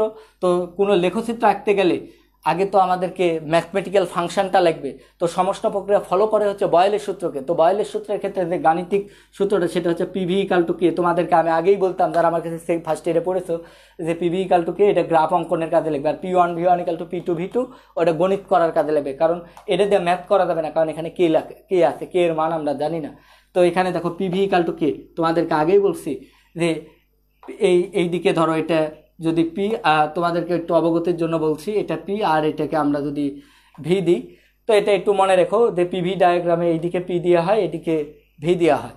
তো সেক্ষেত্রে তোমাদেরকে আমি একটু যেটা বলার চেষ্টা করি, সবাই একটু মনোযোগ দিয়ে শুনবা আর কি, যে দেখো এই দিক এটা কোন অক্ষের দিকে আছে, এটা আমাদের এই অক্ষের নাম কি, তোমাদেরকে এগুলো শেখাইছিলাম। এই অক্ষের নাম কি তোমরা সবাই জানো, ক্লাসে হলে ভালো হতো। এই অক্ষের নাম বলছিলাম, মনে আছে সবার? এটা স্বাধীন অক্ষ, এটা হচ্ছে অধীন অক্ষ, এদিকে যে থাকে স্বাধীন চলক। তাহলে এটা স্বাধীন চলক। আমরা সচরাচর পিভি দিয়ে সূত্র বুঝি না, গাণিতিক সমীকরণগুলো। আমাদের লেখচিত্র মানে কি? লেখচিত্র মানে রেখার সমষ্টি। তো রেখা কেমন হতে পারে? সরল রেখা, বক্ররেখা। বক্ররেখা কি হতে পারে? তোমরা পড়ে ফেলছো। বক্ররেখা বৃত্ত হতে পারে, কনিক্স হতে পারে, any type of conics. Conics অনেক ধরনের আছে, জোড়া সরল রেখা আছে, তোমার বৃত্ত আছে, উপবৃত্ত আছে, পরাবৃত্ত আছে, অধিবৃত্ত আছে, যে কোনো কিছু হতে পারে। তাহলে লেখচিত্র দুই ধরনের হতে পারে, সরল রেখা অথবা বক্ররেখা। বক্ররেখা অনেক ধরনের হতে পারে। তো তোমাদেরকে আমি বলছি, তোমাদের পরিচিত এই শেপগুলোর বাইরে যাবে না। তো এটাকে আমরা আসলে আমাদের ম্যাথমেটিক্যাল স্ট্যান্ডার্ড ইকুয়েশনে নিয়ে যাবো। তো এই দিকে যে আছে তার পরিবর্তে আমরা সচরাচর এটাকে এক্স অক্ষ বলে অভ্যস্ত। তো এই দিকে যে আছে তার পরিবর্তে এক্স, এই দিকে যে আছে তার পরিবর্তে ওয়াই বসাই। তাহলে ওয়াই ইকাল টু কে বা এক্স ওয়াই ইকাল টু ধ্রুবক। তোমাদেরকে একটু আগেই বলে দিই, এটা একটা স্ট্যান্ডার্ড সমীকরণ। এক্স ওয়াই ইকাল টু ধ্রুবক হলে, এক্স ওয়াই ইকাল টু ধ্রুবক হলে এটাকে আমরা বলি রেক্ট্যাঙ্গুলার। এটা তোমাদের ম্যাথের স্যারকে বলবা হাইপারবোলা। তোমরা তো মনে হয় পড়ে ফেলেছো কনিক, তোমরা সবাই জানো এটা রেক্ট্যাঙ্গুলার হাইপারবোলা। আমি বাংলা লিখলাম না, আয়তাকার অধিবৃত্ত, অধিবৃত্তই হবে রেক্ট্যাঙ্গুলার হাইপারবোলা, অধিবৃত্ত। তো তোমরা একটু ভালো করে দেখো, এই রেক্ট্যাঙ্গুলার হাইপারবোলা এরা পরস্পর কিন্তু গুণ আকারে আছে, ব্যস্তানুপাতিক। তাহলে এই লেখচিত্রটা হয় এরকম। আমি তোমাদেরকে ফার্স্ট ইয়ারেও দেখাইছিলাম কিছুটা এই টাইপের, কিন্তু এরা এক্স অক্ষ এবং ওয়াই অক্ষকে সেট করে না। কারণ এক্স অক্ষ বা ওয়াই অক্ষকে সেট করলে যে অক্ষকে সেট করবে অপোজিশনের মান 0 হবে। যদি এখানে সেট করতো তাহলে ওয়াই এর মান 0 হতো, আর ওয়াই যদি 0 হয় তাহলে এক্স এর মান k/0 ইনফাইনাইট হয়ে যাবে। কিন্তু চাপ এবং আয়তন এগুলো কোনো কিছুই অসীম মান হতে পারে না, এগুলোর একটা নির্দিষ্ট মান আছে আর কি বাস্তবিক ক্ষেত্রে। এই জন্য আমরা এরকম দেখাই আর কি। তো এই ক্ষেত্রে দেখো, এটাই আমাদের পি বনাম ভি লেখচিত্রটা। লেখচিত্রটা বক্ররেখা, এবং এক্ষেত্রে দেখতেই পাচ্ছ এই গ্রাফের ক্ষেত্রে এই পয়েন্ট, এই বিভিন্ন পয়েন্ট, এই লেখচিত্রের উপর প্রত্যেকটা বিন্দু গ্যাসের অবস্থা নির্দেশ করছে। এই পয়েন্টে দেখো গ্যাসের একটা চাপ আছে, আয়তন আছে, কিন্তু টিটা কনস্ট্যান্ট। কিন্তু এই লেখচিত্রের ক্ষেত্রে টি কনস্ট্যান্ট, তখনই এই ধরনের লেখচিত্র পাওয়া সম্ভব। গ্যাসের তাপমাত্রা চেঞ্জ হচ্ছে না, কিন্তু দেখো গ্যাসের যেই চাপ আগে ছিল, এই যে এই দিকে কতখানি যাচ্ছি সেটা এক্স তথা আয়তন, উপরের দিক যতখানি যেতে হচ্ছে এই বিন্দু যেতে হলে সেটা চাপ। তাহলে এই বিন্দুতে যেতে হলে গ্যাসের আয়তন যখন এতটুক তখন চাপ এতখানি। গ্যাসের আয়তন দেখো এখানে যদি যাও, এই বিন্দুতে যাও, এটা ধরো এ অবস্থা, এটা বি অবস্থায় নিয়ে গেলে, তাহলে গ্যাসের দেখো আয়তন বেড়ে গেছে কিন্তু চাপটা কিন্তু কমে গেছে ধীরে ধীরে। লেখচিত্রটা সবাই তো বুঝো ভাই, লেখচিত্রের ক্ষেত্রে এই যে প্রত্যেকটা অবস্থা দিয়ে আমরা একটা স্থানাঙ্ক তৈরি করছি, সেই স্থানাঙ্ক থেকে আমরা একটা বিন্দু বের করছি, প্রত্যেকটা মোমেন্টে গ্যাসের অবস্থা চেঞ্জ করছি। সেখান থেকে দেখাচ্ছি চাপ বাড়লে কমলে, এই যে চাপ কমে যাচ্ছে তথা আয়তন বেড়ে যাচ্ছে। আবার উল্টা করে যদি দেখাই, চাপ বাড়ছে আয়তন কমে যাচ্ছে আর কি। তো এই ক্ষেত্রে তোমরা এটা দেখতে পেলা পি বনাম ভি লেখচিত্র। এখন আমি যেটা তোমাদেরকে বারবার বলার চেষ্টা করছি, এটার নাম হচ্ছে নির্দেশক চিত্র। কেন পি বনাম ভি লেখচিত্রের নাম নির্দেশক চিত্র, আজ আমি সে কথাটা তোমাদেরকে একটু হালকা পরিসরে বলবো, শেষ করে দেবো আজকের পড়াটা। তোমরা একটু খালি লক্ষ্য করে দেখো, সেটা একটু লক্ষ্য করো।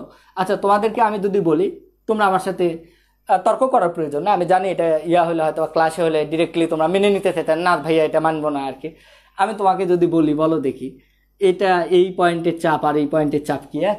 এটা কোনো দিনও মানা যাবে না। কিন্তু বলো তো, আমি যদি দুইটা খুব কাছাকাছি বিন্দু নিই, ধরো কথার কথা এটা একটা সি বিন্দু নিলাম, এই পয়েন্টেও এই গ্যাসের একটা অবস্থা, গ্যাসের আয়তন ধরো কথার কথা এই বিন্দুর স্থানাঙ্ক আমি নাম দিলাম, তোমরা অবাক হবে, এখানেও অবাক হবে।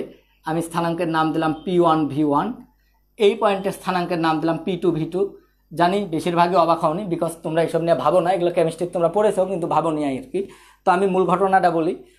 সচরাচর কি হয়, তোমরা যখন কোনো বিন্দুর স্থানাঙ্ক লেখো, 3,4 লিখলে আমরা যেটা বুঝি, আমরা আসলে স্থানাঙ্কটা লিখি x,y, প্রথমে x অ্যাক্সিস লিখি, তারপর y অ্যাক্সিসের স্থানাঙ্ক। কিন্তু দেখো তোমরা থার্মোডাইনামিক্সে মনে রাখবে, আগে প্রথমে ওয়াই অ্যাক্সিস লেখা হয়, তারপরে এক্স অ্যাক্সিস লেখা হয় পিভি লেখচিত্রের ক্ষেত্রে।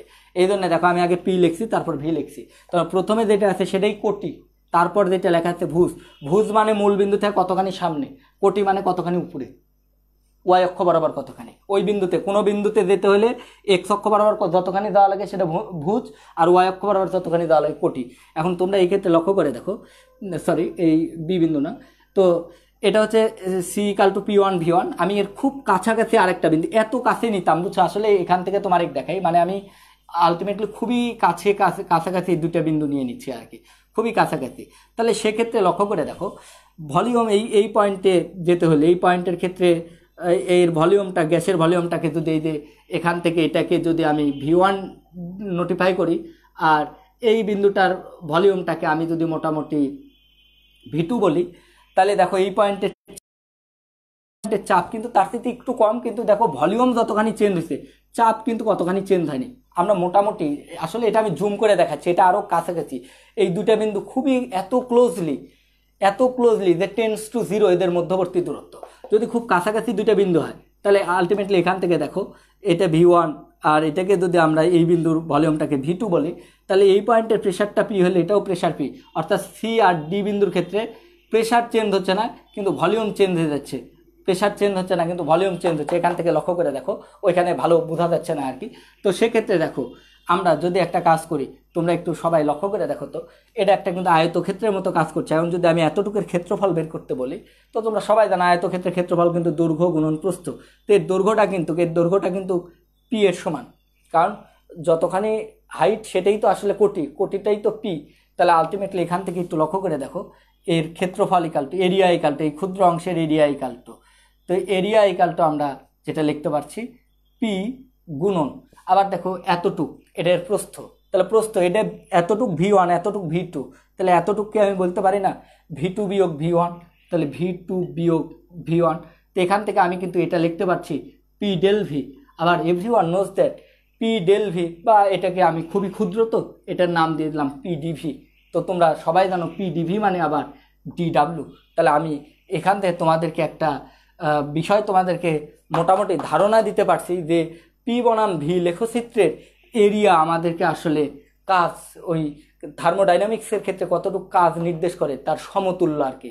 সমতুল্য মানে ওই দুটো এক্সচেঞ্জেবল আর কি। আমার পকেটে যতগুলো টাকা আছে তোমার হাতে ততগুলো কলম আছে, এগুলো কলম টাকা এক না কিন্তু সমতুল্য।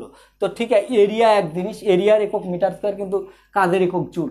তো আলটিমেটলি এই দুটোকে আমরা সমতুল্য হিসেবে কনসিডার করছি। তাহলে আবারও বলছি, তোমরা ভালো করে লক্ষ্য করো যে সমষ্ণ প্রক্রিয়ায় পি বনাম ভি লেখচিত্র অঙ্কন করে আমি দেখতে পাচ্ছি যে রেখাটা সরল রেখা না, লেখাটা বক্ররেখা। তো বক্ররেখার ক্ষেত্রে আমি যদি খুবই ক্ষুদ্র অংশের ক্ষেত্রফল বের করি, তো সেই ক্ষেত্রফলটা ক্ষুদ্র কাজ নির্দেশ করছে।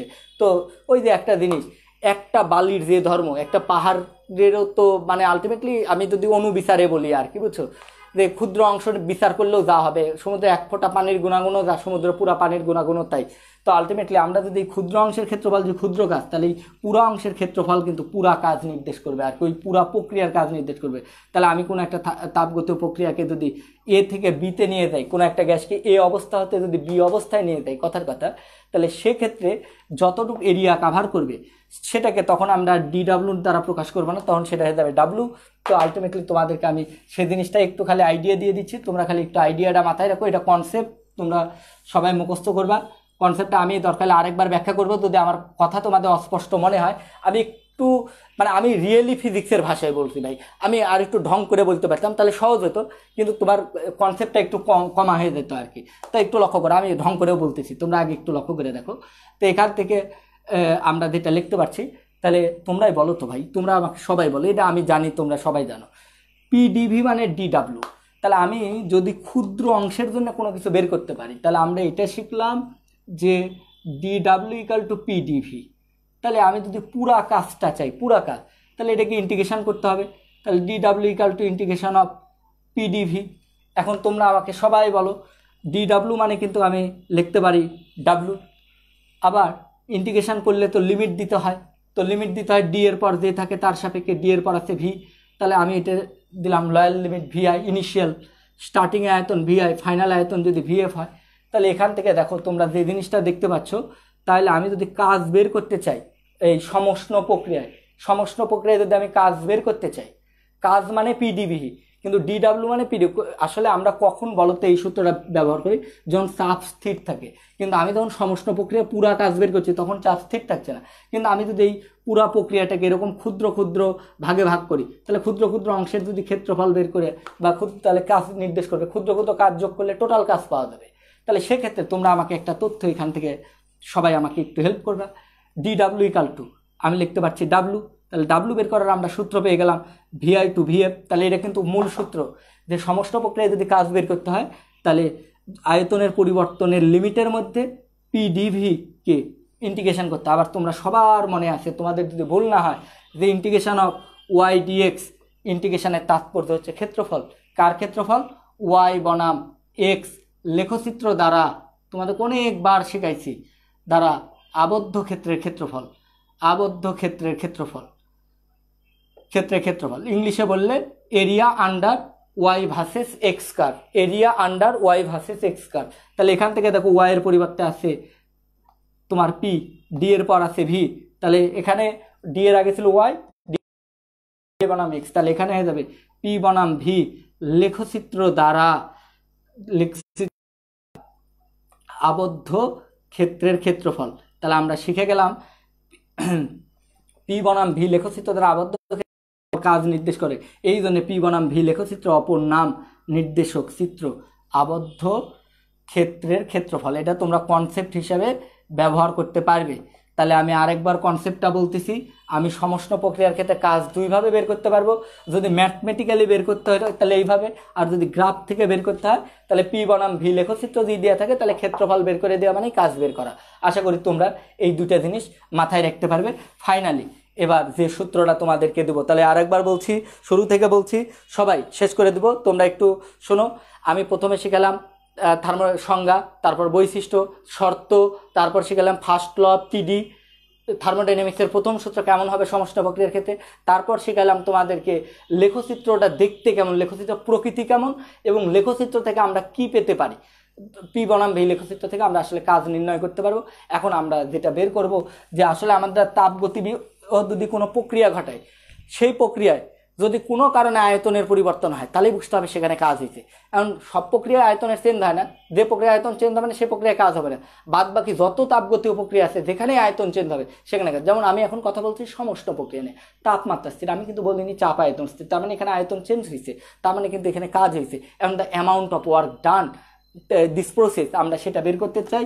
তো এটাই আমাদের লাস্ট তোমার হচ্ছে সমষ্ণ প্রক্রিয়ায় কৃতকাজের রাশিমালা, কৃতকাজের রাশিমালা। আমি আবারও বলছি, অন ফায়ার। তোমরা যদি আমাকে হেল্প করো, আমি এর যোগ্য জবাব দিতে চাই যে রাজশাহীতে ফিজিক্সের টিচার আছে না নাই, হুদাই খালি তোমরা জোট বানায়, একজনে বললো খারাপ টিচার, আরেকজনে ভালো টিচার, একজনের নামে অপপ্রচার চালায়। এগুলো অপপ্রচারের শুধু তোমাদেরও সততা আছে, অন্যায় যে সহে আর অন্যায় যে রহে তব ঘৃণা তিন সমদাহে, এটা আমাদের জাতীয় কবি কাজী নজরুল ইসলামের কথা। তোমরা অবশ্যই এই জিনিসটা তোমরা মাথায় রাখবে আর কি, ঠিক আছে। সরি, এটা কবিগুরুর কথা আর কি, আমি বলছি আর কি, কবিগুরুর কথা। তো তোমার যে কথাটা আমি ভাই বলতে চাই তোমাদেরকে, আমি তোমাদের মাধ্যমে যোগ্য জবাব দিতে চাই, তোমাদেরকে ফিজিক্সে ভালো রেজাল্ট করায় আমি এটার জবাব দিতে চাই। তোমরা একটু ভালো করে দেখো সমষ্ণ প্রক্রিয়ায় কৃতকাজের রাশিমালা। আমি নিয়মিত ক্লাস দেবো, তোমরা বললে আমি রেকর্ড ক্লাস দেবো, তোমরা বললে লাইভ ক্লাস দেবো, তোমরা বললে জুমে ক্লাস দেবো, যেভাবে হবে ক্লাস সেভাবে পাবে আর কি। তো চলে আসো লেডিস অ্যান্ড জেন্টলম্যান, সবাই আমাকে একটু শেষ করতে দাও। তাহলে আমাদের দরকার সমষ্ণ প্রক্রিয়ায় কৃতকাজ। তাহলে একটু দেখো ডাব্লু সমষ্ণ। তাহলে আমি যে কোনো প্রক্রিয়ার ক্ষেত্রে, বুঝছো, একটা জিনিস বলি, কাজ বের করার আমাদের দুটো উপায়। যেমন তোমরা ওই যে ভাই যখন পড়ছিলে না পঞ্চম অধ্যায়, ওইখানে কাজ বের করার দুইটা সূত্র চেয়েছিলাম, একটা ধ্রুব বল দ্বারা আর একটা পরিবর্তনশীল বল দ্বারা। কিন্তু থার্মোডাইনামিক্সেও কাজ বের করার দুইটা সূত্র, একটা হচ্ছে ধ্রুব চাপের ক্ষেত্রে আর একটা পরিবর্তনশীল চাপের ক্ষেত্রে। তো ধ্রুব চাপের ক্ষেত্রে কাজ বের করার সূত্র হচ্ছে W equal to P del V. আশা করি ক্লিয়ার করাই দিলাম, W equal to P del V, এটা ধ্রুব থাকলে। আর যদি চাপটা চেঞ্জ হয় তাহলে সূত্র হবে P d v v i to v f. কারণ চাপ চেঞ্জ হলেও অল্প আয়তন পরিবর্তনে চাপ চেঞ্জ হয় না, কিন্তু এটাকে ইন্টিগ্রেট করলে পুরাটার জন্য। তো তোমরাই বলো তো সমষ্ণ প্রক্রিয়ার ক্ষেত্রে সমষ্ণ প্রক্রিয়া তাপমাত্রা স্থির, চাপ কি স্থির থাকে, চাপ স্থির থাকে না, তাহলে চাপ চেঞ্জ হয়। তাহলে সমষ্ণ প্রক্রিয়ায় কাজ বের করার সূত্র কিন্তু আসলে এইটা। তাহলে integration of v i to v f, v i দ্বারা বুঝেছি ইনিশিয়াল আয়তন, ভিএফ দ্বারা, অথবা তুমি V1 এখানে নাম দিয়ে দিলা V2, যার যেটা খুশি ভালো লাগে, প্রথম শেষ, এটা ইকাল টু পিডিভি। কিন্তু তোমরা একটা জিনিস জানো, আমি বারবার বলছি, আমি কথা বলতেছি আদর্শ গ্যাস নিয়ে। তো সে যে প্রক্রিয়ায় কাজ করি না কেন, প্রক্রিয়া মানে আমি গ্যাসের তাপমাত্রা, চাপ বা এগুলো কোনো কিছু চেঞ্জ করব, আর এইগুলো করার জন্য তো আমাকে গ্যাস লাগবে। তো আমি যে গ্যাস নিয়ে কাজ করবো সেটা আদর্শ গ্যাস। তো যে কোনো আদর্শ গ্যাসের ক্ষেত্রে আমরা একটা সূত্র জানি, পিভি ইকাল টু এনআরটি। তো এখান থেকে আমি P equal to n r t by v লিখতে পারি। এখন বলতে পারো কেন তোমরা না এই ইন্টিগ্রেশন শিখে শিখে সব বুড়া হয়ে গেলে, এই কোশ্চেন আমাকে বললে তো আমি লজ্জা পাবো। আমি এখানে ইন্টিগ্রেট করছি ভি এর সাথে, কিন্তু এখানে আছে পি এর ফাংশন, কিন্তু আমি পিটাকে তাই এই জন্য ভি এর রেসপেক্টে প্রকাশ করে নিলাম, যাতে আমি ইন্টিগ্রেট করতে পারি। তাহলে V1 টু V2, তাহলে n r t by v, তার সাথে ডিভি। এবার তোমরা একটু লক্ষ্য করে দেখো, এন কনস্ট্যান্ট, এন দ্বারা বোঝাইছে কয় মোল, আর কনস্ট্যান্ট, আর সমষ্ণ প্রক্রিয়া তাই তাপমাত্রাও কনস্ট্যান্ট, কিন্তু ভি পরিবর্তনশীল। তাহলে এখান থেকে দেখো আমি যেটা করতে পারি, V1 তার সাথে V2 এগুলোকে যদি বের করে দিই ভাই, তাহলে কিন্তু এরকম টাইপ চলে আসে, nRT integration of V1 V2 তার সাথে দেখো ডিভি বাই ভি। লজ্জা দিও নাই যে ডিভির নিচে ভি, লজ্জা দিলে তুমিও লজ্জায় পড়বে। Integration of d x by x, এটা মানে লেখা যায় লন এক্স। তাহলে আমি কি এখান থেকে এ কথা লিখতে পারি কি না তোমরা একটু দেখো তো, n r t d v by v, এটা মানে ln v, d v by d, d v by d x by x মানে লন এক্স, তাহলে ডিভি বাই ভি মানে লন ভি, এখানে V1 এখানে V2। তাহলে ফাইনালি আমি যেটা পাচ্ছি ডাব্লু সমষ্ণ এটা ইকাল টু, দেখো তো আমি এরকম লিখতে পারি কি না, এনআরটি লন, ওই যে ভি এর পরিবর্তে একবার, সরি লন ভি এর পরিবর্তে একবার V2 মাইনাস লন V1। কিন্তু তোমরা সবাই জানো লেডিস অ্যান্ড জেন্টেলম্যান, আপনারা সবাই জানেন। দেখেন আমাদের সর্বশেষ, আপনার এগুলো কোনো প্রমাণ পড়া লাগবে না, আমি বলে দিচ্ছি, সরি ভাই সমষ্ণ বানান বারবার মিস্টেক করছি, প্রমাণ পড়া লাগবে না। তো ডাব্লু মানে কাজ, সমষ্ণ প্রক্রিয়াকৃত কাজ বের করার সূত্র হচ্ছে এন আর টি। আপনারা জানেন লন কমন নিলে বিয়োগের ক্ষেত্রে ভাগ হয়ে যায়, তাহলে V2 বাই V1। এটাই হচ্ছে আমাদের ফাইনালি সূত্র, সমষ্ণ প্রক্রিয়ায় কৃত কাজ বের করার সূত্র এটা। সমষ্ণ প্রক্রিয়ায় কৃত কাজও যে কথা, তাপমাত্রার পরিবর্তন একই কথা সিস্টেমের, কারণ সমষ্ণ প্রক্রিয়ায় কোনো অন্তস্থ শক্তির পরিবর্তন হয় না, সমষ্ণ প্রক্রিয়া জুলের সূত্রকে সমর্থন করে। আপনারা আশা করি আপনারা আমার কথা ধরতে পেরেছেন। আমি একটা অঙ্ক দিয়ে আজকের পড়া এখানেই পরিসমাপ্তি করে দিচ্ছি, ঠিক আছে? ওকে, ব্লার একটু ছোটোখাটো ব্লার হোক। তো দেখো 27 ডিগ্রি সেলসিয়াস তাপমাত্রায় 5 মোল হিলিয়াম গ্যাসের আয়তন দ্বিগুণ করতে সিস্টেমে কতটুকু তাপ সরবরাহ করতে হবে? খুবই ইন্টারেস্টিং একটা অঙ্ক। দেখো একটা ছোট অঙ্ক, কিন্তু অঙ্কটার মধ্যে একটা বেসিক দেখো খালি, তাপ সরবরাহ। এই তাপ গতিবিদ্যা অঙ্ক তোমার বেসিক নাই মানে তুমি পারবে না, তুমি জিরো মানে জিরো, তুমি অঙ্ক পারবে না আর কি। তাপ সরবরাহ করতে হবে। তো একটু লেডিস অ্যান্ড জেন্টলম্যান, আপনারা একটু দেখার চেষ্টা করেন, ভালো করে বুঝেন আমার থেকে কি জানতে চাইছে, সিস্টেমে কতটুকু তাপ দিতে হবে, তার মানে আমার থেকে কিউ জানতে চাইছে। ভাই আপনাদের আগেই শিখাই দিলাম, ওই যে 5 মোল হিলিয়াম গ্যাসের আয়তন। আচ্ছা, এখানে একটা শব্দ দিয়ে দিছি, ধীরে ধীরে, এখানে একটা শব্দ দিয়ে দিছে ধীরে ধীরে দ্বিগুণ করতে। আবার বলে দিচ্ছে তাপমাত্রা একটাই ফিক্সড, 27 ডিগ্রি সেলসিয়াস তাপমাত্রা গ্যাসের আয়তন, তাহলে তাপমাত্রা ফিক্সড। হিলিয়াম গ্যাসের আয়তন দ্বিগুণ করতে সিস্টেমে কতটুকু তাপ সরবরাহ করতে হবে। তাহলে এই ক্ষেত্রে দেখেন ওই সিস্টেমে সরবরাহ তাপও যে কথা, কৃত কাজে একই কথা। আবার ডাব্লু বের করার সূত্র আমি কেবলই শিখাইলাম, এনআরটি লন V2 বাই V1, লন V2 বাই V1। এখন দেখেন এন এর মান কয় মোল গ্যাস, কয় মোল, 5 মোল। আর এর মান সবাই জানেন 8.361, 8.314। টি এর মান টি এর মান 27, ভুলেও এই কাজ করো না। তাপমাত্রা অলওয়েজ এসআই একক কেলভিন 300, লন V2 বাই শেষ আয়তন বাই আদি আয়তন লন 2, কারণ বলেই দিছে তো প্রথমটার তুলনায় শেষ আয়তন দ্বিগুণ, তাহলে V1 V2 equal to 2V1, তার মানে V2 by V1 equal to 2, এটা করলে যেটা আসবে সেটাই সরবরাহকৃত তাপ, এত জুল। চাইলাম তাপ, বাইর করলাম কাজ, কারণ তাপ আর কাজ পরস্পর সমান হয়, এই প্রক্রিয়ার নামই সমষ্ণ প্রক্রিয়া। তো ধন্যবাদ সবাইকে, তোমরা অনেক কষ্ট করেছো, আমি অন ফায়ার। আমি চাই এখন তো প্রতিদিন ক্লাস হবে, এবং প্রতিদিন মানে এই যে ইন টাইমে শিডিউলগুলোতে ক্লাস হবে। এবং তোমাকে বলি আগামীকালকে শুধু আমি তোমাদেরকে ক্লাস নিয়ে দেবো। আমি আসলে এই যে অসুস্থতার জন্য যে ক্লাসটা নিয়ে নিই, আগামীকাল ভাই ক্লাসটা নিয়ে দেবো। তোমরা একটু এই সপ্তাহটা আমাকে একটু সহযোগিতা করো। আমি তোমার পিছাইতে চাই না, আমি চাই প্রতিযোগিতায় আমার কোনো স্টুডেন্ট পিছায়, এটা হবে না। আমার কোনো স্টুডেন্ট পিছাবে, এটা হবে না প্রতিযোগিতা। আমার কারণে কারো ক্ষতি হবে, এটা আমি মানতে পারি না। ওর চাইতে আমার না পড়ানো ভালো আর কি। পড়ানো বাদ দিয়ে আমি অনেক ব্যবসা, আমার মাথায় বহুত বিজনেস আইডিয়া আছে, সেটা তোমার ক্লাসেও আমি অনেকবার বলেছি। আমি যে কোনো ব্যবসা করলে, যে কোনো প্রতিষ্ঠানে চাকরি করলে আমি যথেষ্ট আমার ভবিষ্যৎ প্রজন্ম নিয়ে ভালো থাকতে পারবো আর কি। কিন্তু আমি যেহেতু তোমাদের পড়াচ্ছি, আমার যতটুকু সামর্থ্য আছে আমি উদার করে দিতে চাই। লেডিস অ্যান্ড জেন্টেলম্যান, আপনারা আমাকে ভালোবাসেন, আমি জানি আপনাদের ভালোবাসাই আমাকে এই পড়ানোর অনুপ্রেরণা যোগায়। তো আপনাদেরকে বলি, আপনারা এই ক্লাসটা আজকেই নোট করবেন, করে আজকেই আপনারা ক্লাসটা আপনারা পোস্ট করবেন। কে দিল না সেটা দেখার দরকার নেই। যারা আপনারা দিচ্ছেন তারা, আমি আবারও বলছি, পরিশ্রমীরা পুরস্কৃত হন, সেই ইহকালে এবং পরকালে, দুই জায়গাতেই তারা পুরস্কৃত হন। তা আপনাদেরকে আমি যে কথাটা বলতে চাই, আপনারা আজকের ক্লাস আপনাদের কেমন লেগেছে, আপনারা একটু জাস্ট এই ক্লাসটা কেমন লেগেছে এটা কমেন্ট করবেন। এর মধ্যে দিয়ে আমি ক্লাসটা পরিসমাপ্তি ঘটাই দেবো। আমি এখন মোটামুটি বেশ ভালো ফিল করছি। আর আগামীকাল, শুধু আগামীকালের ক্লাসটা আমি সকালে নিতে পারবো না ভাই, আমি সকালে আসলে সিস্টেমে থাকি আর কি। আমি আগামীকালও আপনাদের ক্লাসটা বিকালে এরকম 5টা 15 ভাই, আমি এটা টাইমটা জানাই দেবো। কিন্তু আগামীকালে আমি একটা ক্লাস নেবো, ছোটো ক্লাস নেবো, 30-35 মিনিট একটা ক্লাস, মানে এর সাথে রিলেটেড বাকি যে 3 প্রক্রিয়া আছে তারা আপনাদের মুখস্থটা তাড়াতাড়ি হবে আর কি। আমি এটা করে দেবো আর কি। তো প্লিজ আপনারা একটু কমেন্ট করে জানান, সকলেই কমেন্ট করে জানান। ওকে, ক্লাসটা কেমন লাগলো আশা করি বুঝতে পেরেছেন সকলে। তো ঠিক আছে, ধন্যবাদ। সুমাইয়া খানম, তোমাকে অসংখ্য ধন্যবাদ। Jannat, Sumi, good, thank you. Lincoln, okay মামা, ঠিক আছে।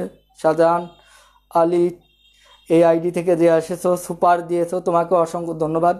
ঠিক আছে, এই তো তোমরা একটু অনুপ্রেরণা দিলে ভালো লাগে আর কি। ঠিক আছে, ওকে, জোস ক্লাস ছিল দাদা, থ্যাংক ইউ। আকসারি, হুমাইয়ারা, ঠিক আছে। Israel Huda, okay, thank you. Okay, awesome, thank you. Debpriya, thank you, অনেক সুন্দর। নাসিম, অনেক সুন্দর, ধন্যবাদ। ভালো থাকো সবাই, সুস্থ থাকো, সুন্দর থাকো, সকলকে ধন্যবাদ আর কি। আর শোনো, আজকে রাতে ওয়েবের একটা ক্লাস আছে, তোমরা ওয়েবের ক্লাসটাতে যুক্ত হতো সবাই। আজকে লাস্ট একটা ক্লাস দিয়ে দেবো ওয়েবের। ঠিক আছে, ধন্যবাদ। তিলোত্তমা, আসাম, জান্নাত। আমি আর পড়ছি না ভাই। ফজলে রাব্বি, থ্যাংক ইউ। আমি আর পড়ছি না ক্লাসগুলো, তোমাদেরকে অসংখ্য ধন্যবাদ।